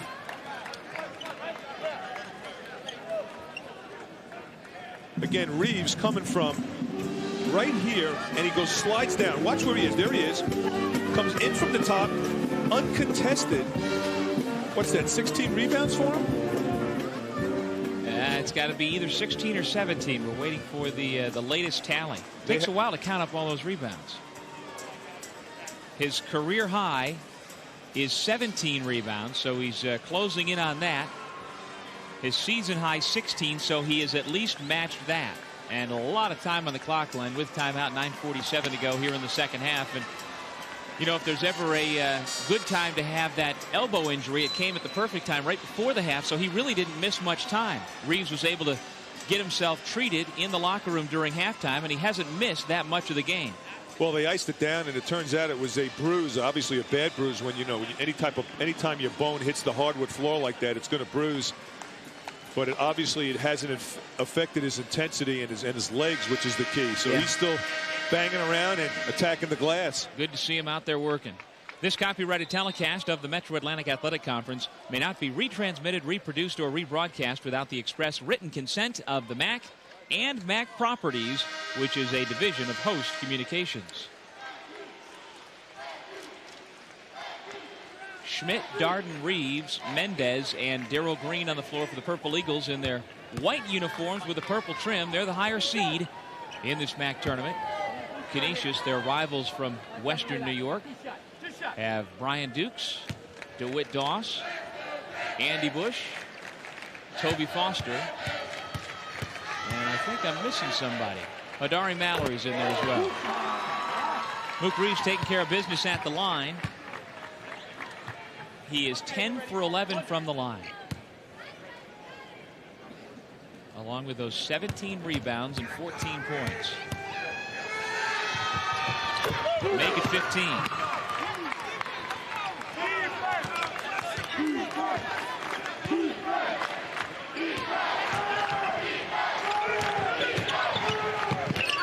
There's the trap. Good trapping spot on the floor. Picked up his dribble. Got a break there. Darryl Green didn't shift over quick enough. Mallory with a bad pass. Dukes saves it, but the Purple Eagles come away with it. Darryl Green to the trailer Mendez, and he will go to the line. Nice job of filling the lanes and waiting if you're Darryl Green to find a teammate. And nice pass from Schmidt, throwing it over the top. Canisius did not get back quick enough. Watch the hustle by Schmidt as he steps into the passing lane. The pass was thrown over the top, and the wherewithal to look up top, and Darryl Green, nice little shovel pass inside. And that's the nice thing about the big guys from Niagara. They run the floor so well.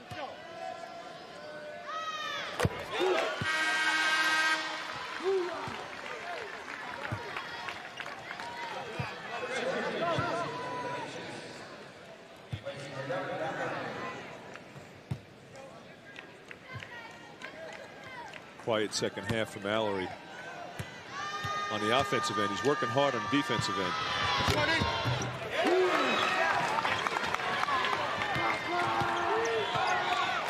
Niagara has opened up a 6-point lead. That's the largest of the game for the Purple Eagles. Dukes pulls up and makes it a 4-point game. That's nice. Well, let's see who's going to step up here, Glenn. Making them pay for the pressure. Boy, Doug, we have seen so many close games in this tournament. And also some terrific individual performances. Mendez gets his own miss. And we've got an elbowing foul. That's going to go against Canisius. Toby Foster picks up what I believe is his 4th. There you see the look on the face. Indeed, it is number 4 on Foster. You know, it's interesting. Niagara seems to be going away from taking 3-point shots. Normally, when you take 3-point shots, if you miss, typically the long rebounds. And that's one thing Niagara doesn't want to do right now. If they're going to take shots, they want to make sure they get good shots with opportunities to have Mendez and Reeves get offensive boards. So you want to maybe shorten the shot a little bit. Give those guys a chance. Just throw it off the glass. Throw it up. Let the big guys go in and get it. David Brooks in, and James Reeves has gone back to the end of the Niagara bench. Gets a well-deserved rest. The 18 rebounds for Reeves so far is the second most for a player in MAAC tournament history. He has tied Iona's Tony Hargraves, who had 18 in a game against Army. The record, if you're wondering, is 24. Army's Todd Matson, back in 1990, had 24 rebounds against Holy Cross 12 years ago. So Mook is 6 rebounds away from the MAAC tournament record.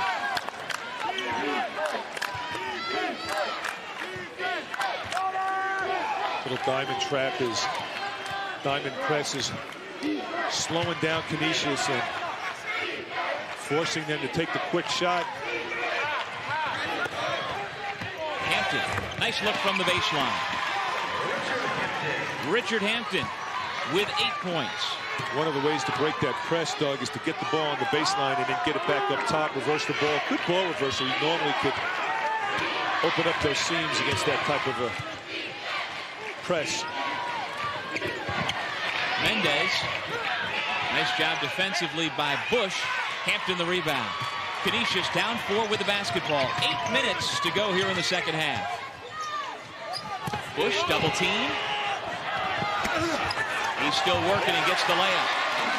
Mendez took a flop, didn't get the call. Schmidt went down as well, and so Bush was all by himself to lay it in. Yeah, Bush took down Mendez. Schmidt, the camera guy, one of the cheerleaders, determined. And he took down the basket. 12 points for Bush.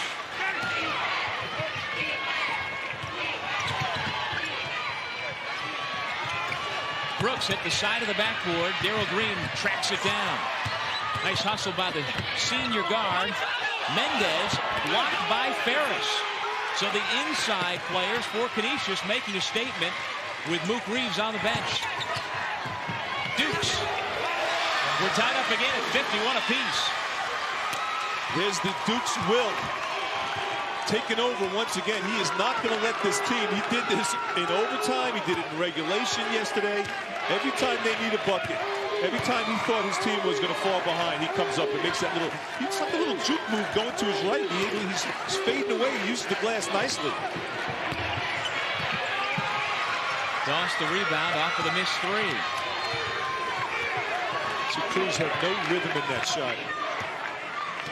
Didn't have his legs underneath it. You know, we saw yesterday what type of rhythm shooter he is. He's got to get moving a little bit. Not really a catch it and shoot it type. And Cruz had the big breakout game yesterday with his 22. He has none so far here in the semifinals today. Off the turnover, Michael Schmidt back to Green. Lob to Schmidt.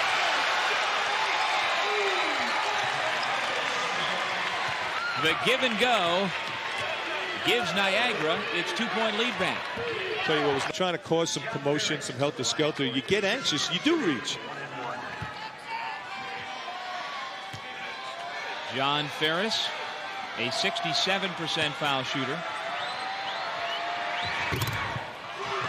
Darden the rebound. Niagara leads 53-51 with the basketball. Fairfield and Siena will follow this one, the second MAAC semifinal here in Albany. The championship game is tomorrow night at 9 o'clock. Takeaway for the Golden Griffins. Foster will slow it down. Hampton back out front. Foster. DeWitt Doss trying to give the Griffs the lead again. Ravello comes down to take it away from Reeves. Another set for the Golden Griffins.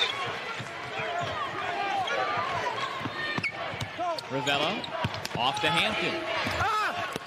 Reeves with his 19th rebound. And a jump ball called as Ravello tied him up. We've got a timeout. 5:06 left to go, second half. It's a 2-point ball game thanks to Mike Schmidt and the slam on the MAAC Television Network.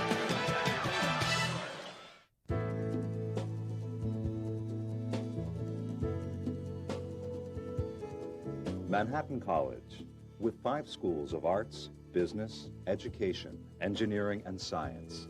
Minutes from the cultural center and global marketplace that is New York City. Founded in the Lassallean tradition of excellence in teaching, respect for human dignity, and commitment for social justice. Manhattan College.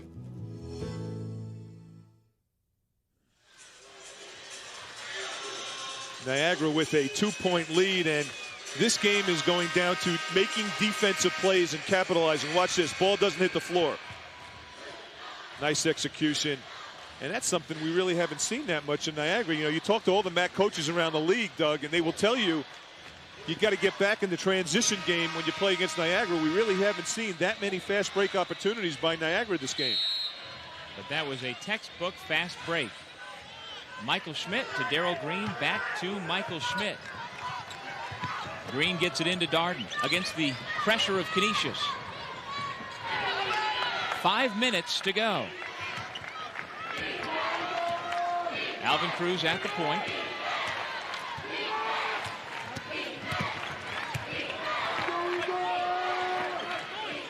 "15 seconds on the shot clock. Reeves back out to Darrell Green. From the foul line, too strong.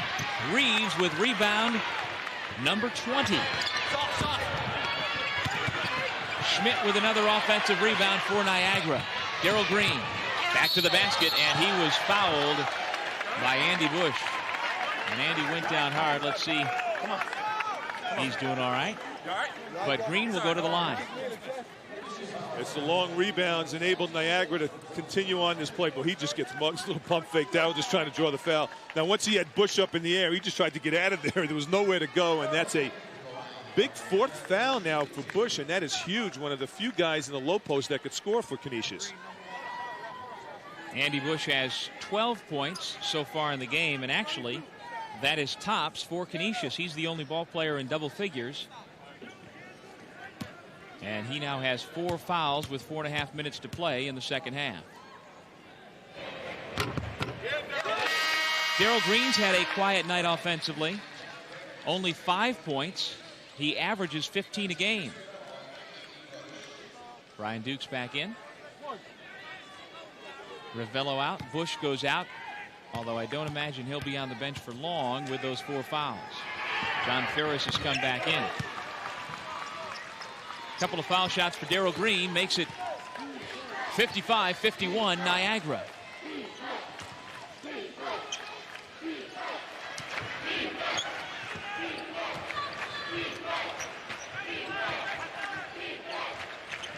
Canisius works the perimeter. Dukes tried to drive on Darden. 12 seconds on the shot clock and a timeout called by Canisius. That was almost like a double team, and Darden was the only one in the corner. He's so long and had him in the corner, there was nowhere for Dukes to go. Well, it really was a double team because the baseline was the other defender. There was nowhere for Dukes to go, and Mike McDonald, a wise timeout because guys were not moving to help Dukes get out of that trap in the corner, that one-man trap by Dukes. Yes. Now, I'm not going to say the winner of this game. I'm going to say the survivor of this game. Right. Gets I thought you were going to make another prediction, Doug. And I'm not a prediction guy. I'm not a prediction guy. I'm a reporter. Right. The weather guys predict. The sports guys report. How about that? Well, but anyhow, coming up. You're a media star here in Albany, Doug. Anyhow. Autographs. Coming up, Sienna Fairfield. Groupies. Groupies? Well, there's a lot of people outside. I've seen them. They're out there. Thanks for doing the crowd control, because I'm not seeing any of them. You know, I do the behind. I do the dirty work for you, behind the scenes. I appreciate that. Now, if you want to see groupies, we should bring Jack Armstrong back to town. Jack knows more He's the people. mayor. You're from D.C. He knows more people from D.C. than you do. As the shot clock goes off, it's a shot clock violation. Dukes was unable to hit the iron, and so we've got a timeout. We'll be back with more MAAC basketball after this.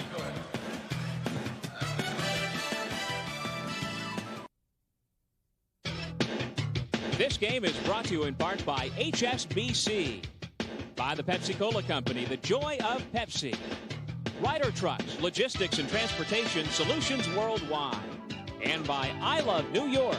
Show your love for New York State. 55-51 Niagara with a 4-point lead with just under 4 minutes to go here in the second half of our first HSBC MAAC tournament semifinal. Along with Glenn Consor, this is Doug Sherman, and the arena continues to fill up. Although the Purple Eagles dance team has been here right along, but the Sienna Fairfield game coming up next will pack them in, and we'll hope you can stay tuned and join us for that one. Take a look at the numbers. Boy, the Purple Eagles still shooting very poorly, yet they lead by 4, and that's because of the work on the offensive glass. I can't remember the last time I've seen a game with the discrepancy on the rebounds being this distinct and the score being this close. I can't remember it. Yep. Well, Alvin Cruz still scoreless. Darrell Green has just 6. So the perimeter attack has been non-existent, and that continues. Man, he is off. He is off his game, and you know he's got good rhythm. His shot looks good. Larry Mallory on the spin move. Back to a 2-point game. 9 for Mallory.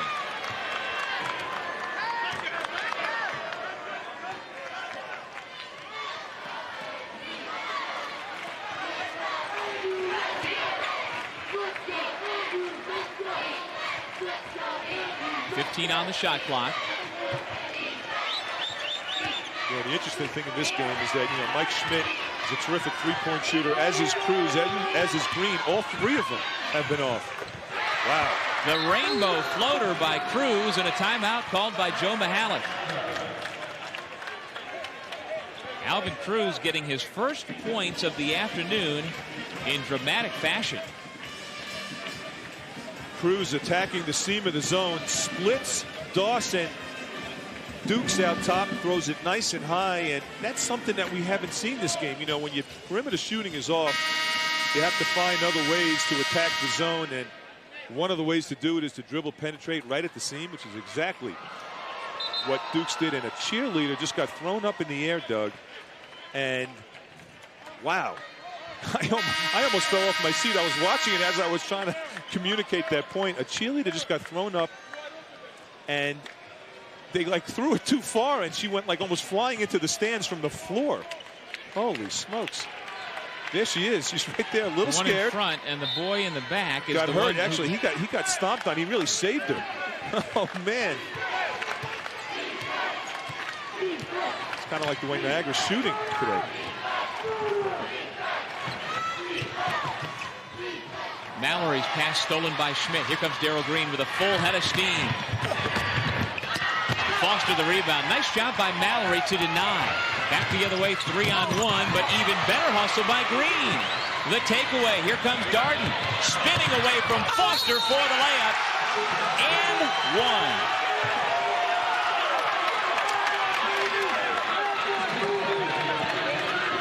You can credit that basket to Darrell Green. He missed a chippy, but he recovered nicely, getting back in the transition game. Watch this.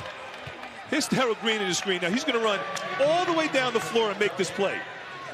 Stepping in, does a nice job, and then he looks up the floor. See, Darden's got great legs. Watch Darden's legs in this play. One step, two step, bam. That's nice.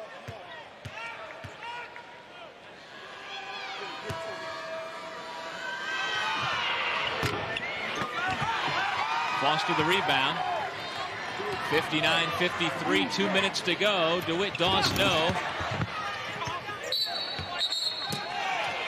Niagara basketball.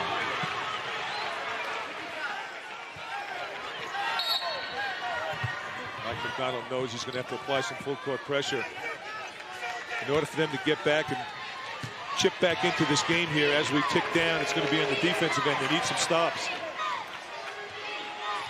And it hasn't been easy, especially on misses, keeping them off the offensive boards. 15 seconds on the shot clock.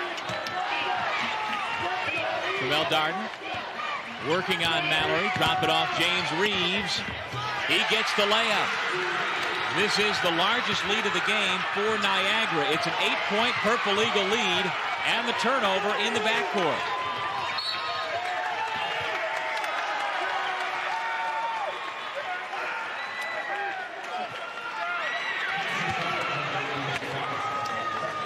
Joe Mihalik's club has opened up this 8-point lead, and now they can try and ice the game at the foul line. All the while, James Reeves continues to struggle with that left elbow. Maybe he got another shot, but he's in the backcourt now, telling Joe Mihalik, I'm okay, but he's clearly still in a lot of pain. We saw a good graphic there on the turnovers, Doug. Kind of tale of two halves. Canisius stayed in this game because they didn't turn the ball over in the first half, and they have in the second half. Most of those turnovers over the last 5 minutes, enabling Niagara to pull away. As we continue to see Reeves trying to fight off the pain. And if indeed the Purple Eagles make it to tomorrow night's MAAC championship game, how will that impact that game? Cruz gets a pair.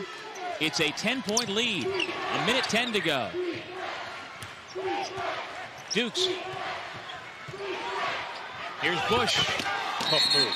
Tough move. Mike McDonald calls a timeout. 1:04 to go. Back to an 8-point game. That snaps an 8-0 run. Mike McDonald thought Bush got fouled on the way up on that play.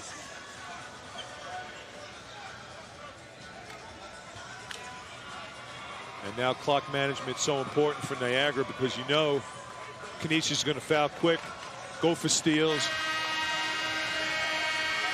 So Canisius with only one timeout left. Niagara's got the luxury of a few options.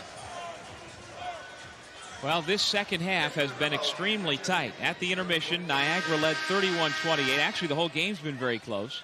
We've had 5 ties, 5 lead changes, but just in the last 2 minutes with that 8-0 run, Joe Mihalik's Purple Eagles have opened up an 8-point lead. Inbound to Darden, and the immediate foul given by Chris Ravello. So Darden, who is 66% this year from the foul line, will get, let's see, he will get 2. Niagara has committed just 17 fouls in the second half. Canisius already has passed 10. Well, he's the right guy to foul, Doug, because Green and Cruz shoot in the mid-70s.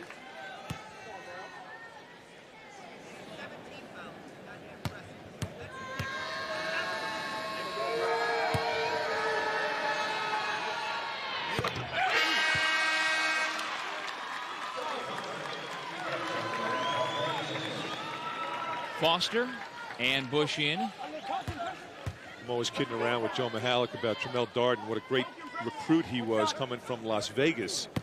I said, Joe, how do you get a kid from Las Vegas to come to Niagara and Buffalo? You know, two different worlds, but he's done it, and he loves the school, and Joe's a great recruiter. You know, Darryl Green's last game was very emotional because Darryl Green was Joe's first recruit. First player that he went to his home as a head coach. Mallory was fouled by Alvin Cruz, and he will get 2 foul shots. And although we haven't seen a typical Darryl Green type game, you know, he has been the leader of this team for so many years. And it really goes to show you, Doug, you know, he didn't shoot well, but you know what? He still had a good game. A good floor game. He played great defense, and it just goes to show you that, you know, even though your shot's off, you could still be a big-time contributor. And, you know, in the midst of that 8-0 run, which has been really the only run of the game, he was getting the hustle points on one end and the other. Picking up long rebounds, getting deflections, getting traps, getting steals, making the right pass, getting fouled, hitting foul shots. And that's one of the things that coaches always preach. You know, you're going to have days where your shot's not falling. You're going to have days when you're not executing an offense and the offense isn't working, the chemistry's bad. But you know what? One staple should always be on the defensive end. That's why he's a first-team all-conference performer. Foul by Mallory, his 4th. And so the Purple Eagles will go to the other end to shoot 2. And let's take a look at today's Pepsi Slam of the game. We have a few to choose from, but this one is going to be Tremel Darden.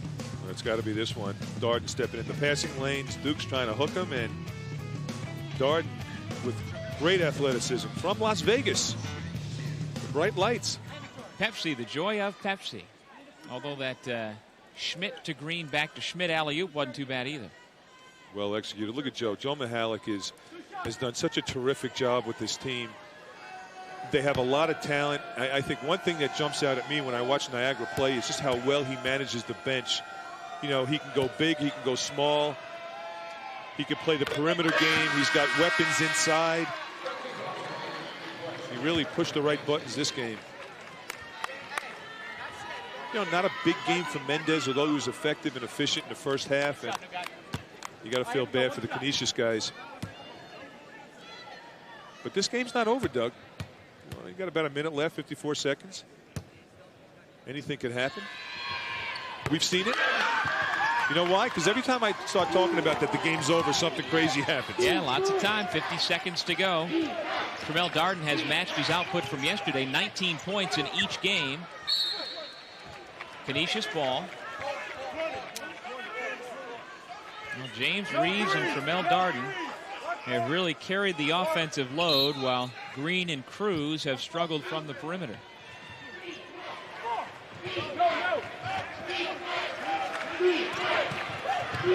Dukes drops it off. Mallory had a clean look.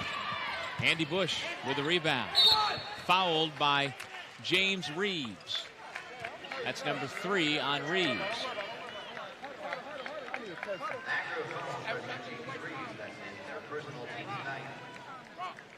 Stay tuned after the game. Glenn will talk with the winning coach and the star of the game. And you see the Golden Griffins with the long faces. They can sense that their season may be coming to a close in 34 seconds.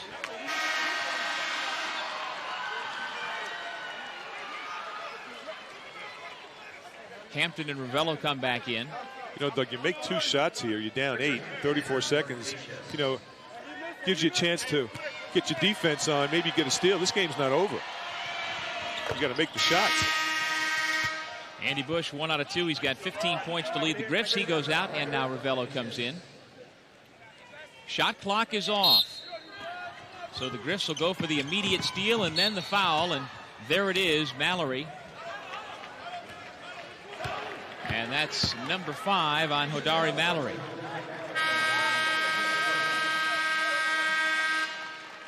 The junior swingman fouls out, and so the folks who are here from Buffalo rooting on the Golden Griffins give him a round of applause.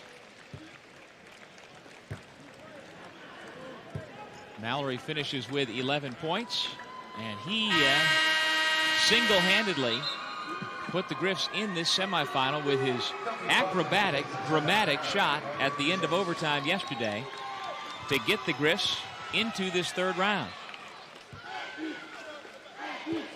So there's Mallory taking a seat.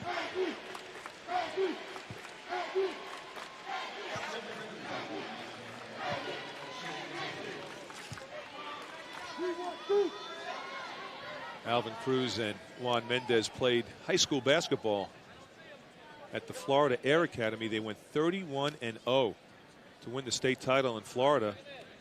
Those two guys have some great chemistry between each other. Two great recruits. That's another one, right? You asked Joe Mihalik, how on earth do you get these kids from Puerto Rico, played their high school ball in Florida? How do you get Tremel Darden, kid from the desert out in Las Vegas, to come to Niagara?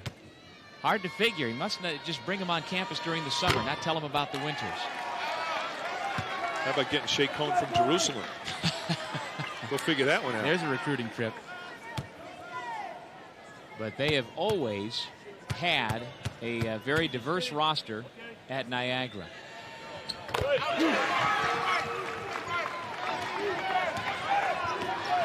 "30 seconds on the clock. DeWitt Doss. Darden with the rebound and Dukes with the immediate foul. It's a 10-point game. That's number 4 against Brian Dukes. The next semifinal will pit Siena against Fairfield, a couple of true underdogs. They tied in the regular season with 9-9 records for 6th place. Fairfield got the higher seed because of the tiebreaker system, so the Stags come in as the number 6 seed, Siena the number 7 seed. They both pulled upsets yesterday, and so Underdog Sunday will continue after this one's done. 20 points now for Tremel Darden.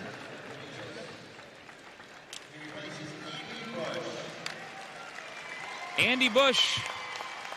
Again, the folks from Buffalo in the stands giving him a round of applause, and it looks like his college career is over. You know, he's had a great college career, Doug. This is a young man that had a terrific junior season along with Darren Fenn. He had back surgery in December, fought through it, and had some tremendous games leading Canisius into the semifinal this year. Really came on strong. Frank Fusco has come into the game. He's a senior from Kenmore, went to Canisius High School at Canisius College, getting a chance to play in his final college game. John Ferris in. There's Brian Dukes. He'll be back next year. And Toby Foster also out. He'll be back for another year. Juan Mendez in. Rossi Karen comes in for Niagara. Darrell Green out. And James Reeves, despite the injured elbow, has had a record-setting game. What's the total, Doug, on the rebounds? I'm not sure at this point. Hedges with the layup. 21? Is it 21 or 20? I'm not sure. We'll have that for you before too terribly long. Niagara's going to let the clock run out. 5 seconds to go.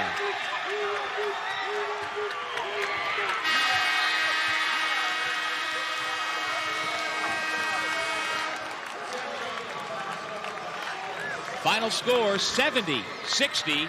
Niagara pulls away at the end and beats Canisius in the all-Western New York MAAC semifinal.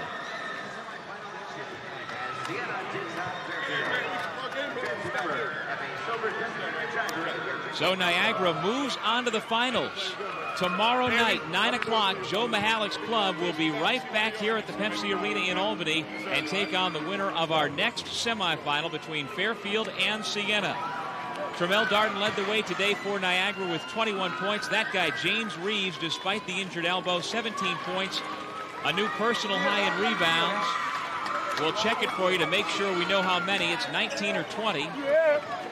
And Niagara moves on. The Purple Eagles have won 10 of their last 12. They are now 18 and 13. For Canisius, a good run here at the MAAC tournament, but it comes up short in the semifinals. For the folks watching along MSG Network, thanks for watching. You've got the Knicks coming up. For the rest of you, we're coming back here at the Pepsi Arena. You're watching the MAAC Television Network.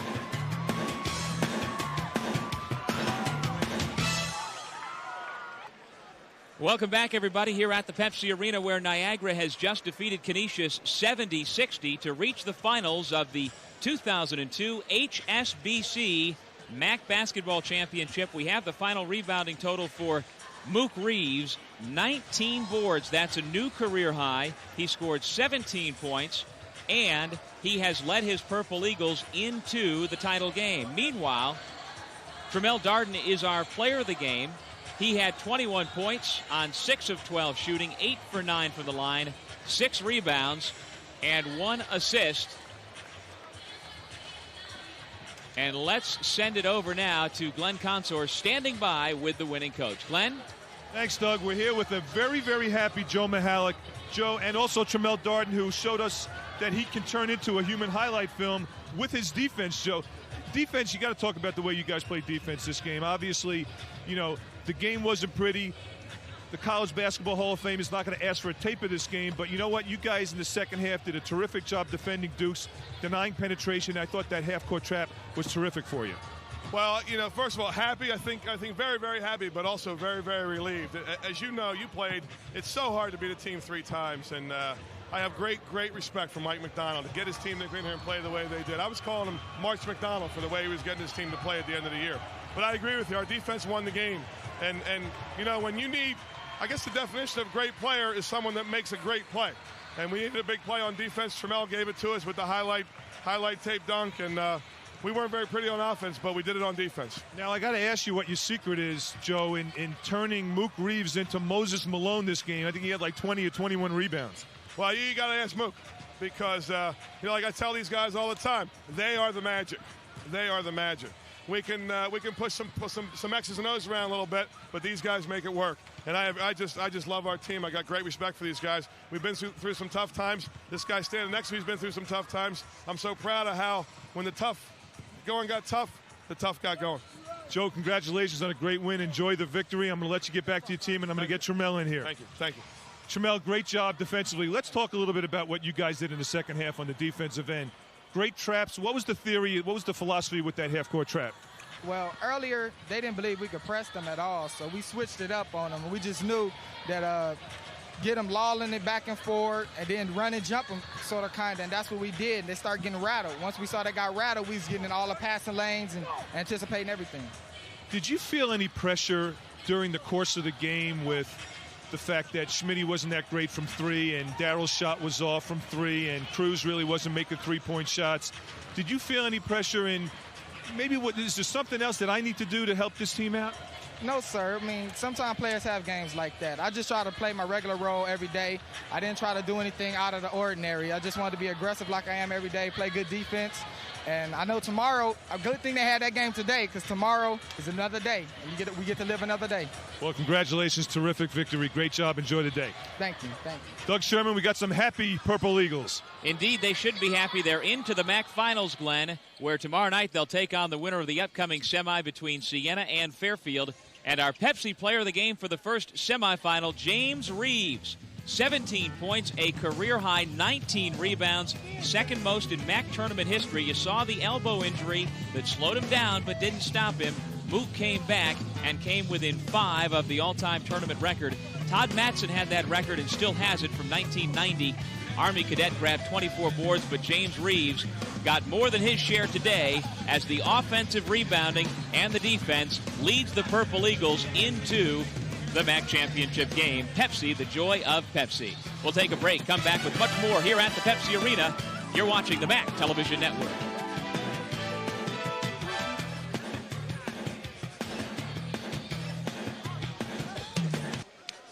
At the Pepsi Arena, one semifinal is in the books. Niagara pulls away and beats Canisius 70-60.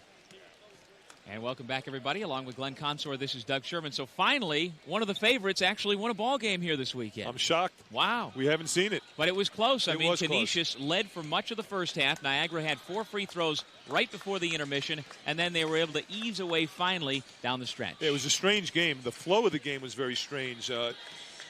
Niagara shot less than 30% for the game and still won the game. They dominated the backboard.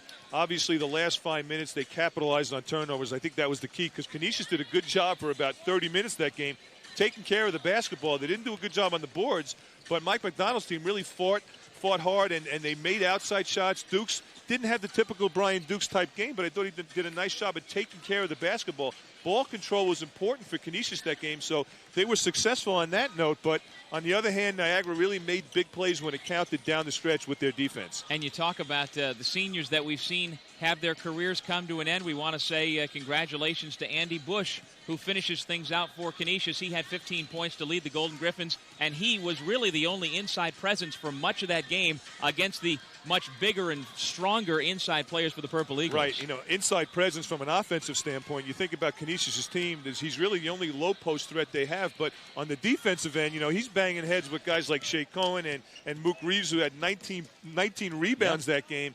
So he's battling, and Mendez also inside, so they could run a number of different walls at you. And I thought Bush played a great game, and of course, Hodari Mallory. If it wasn't for him, they wouldn't have gotten this far. So, again, Mike McDonald once again pulling off this game with smoke and mirrors. Toby Foster also had 11 rebounds, a lot of those coming in the second half for Canisius. The final rebounding margin, 53-36 in favor of Niagara. Let's take a look at some of the other scores from around the tournament here at the Pepsi Arena. They're brought to you by Ryder. And you can see at the bottom, Niagara moves into the finals and will get the winner of the game upcoming between Siena and Fairfield. And this is going to be a doozy. Obviously, intensity is going to be key. Limiting turnovers. Fairfield's going to have to make sure they take care of the basketball. They got 2 freshman point guards and expect Siena to apply a bunch of pressure, not in the full court, but in the half court. Siena obviously very proud that they're 7th in the nation in field goal percentage defense. They are a very difficult team. And there you see the brackets. Niagara has moved on. They're waiting to see who they will get, either 6th-seeded Fairfield or 7th-seeded Siena. The championship game tomorrow night, 9 o'clock here in Albany, and the winner of that will go on to the NCAA tournament. The 2002 HSBC MAAC tournament is down to just 3. When we come back, we will set up the next game between the Saints and the Stags as the Purple Eagles have moved on here on the MAAC Television Network.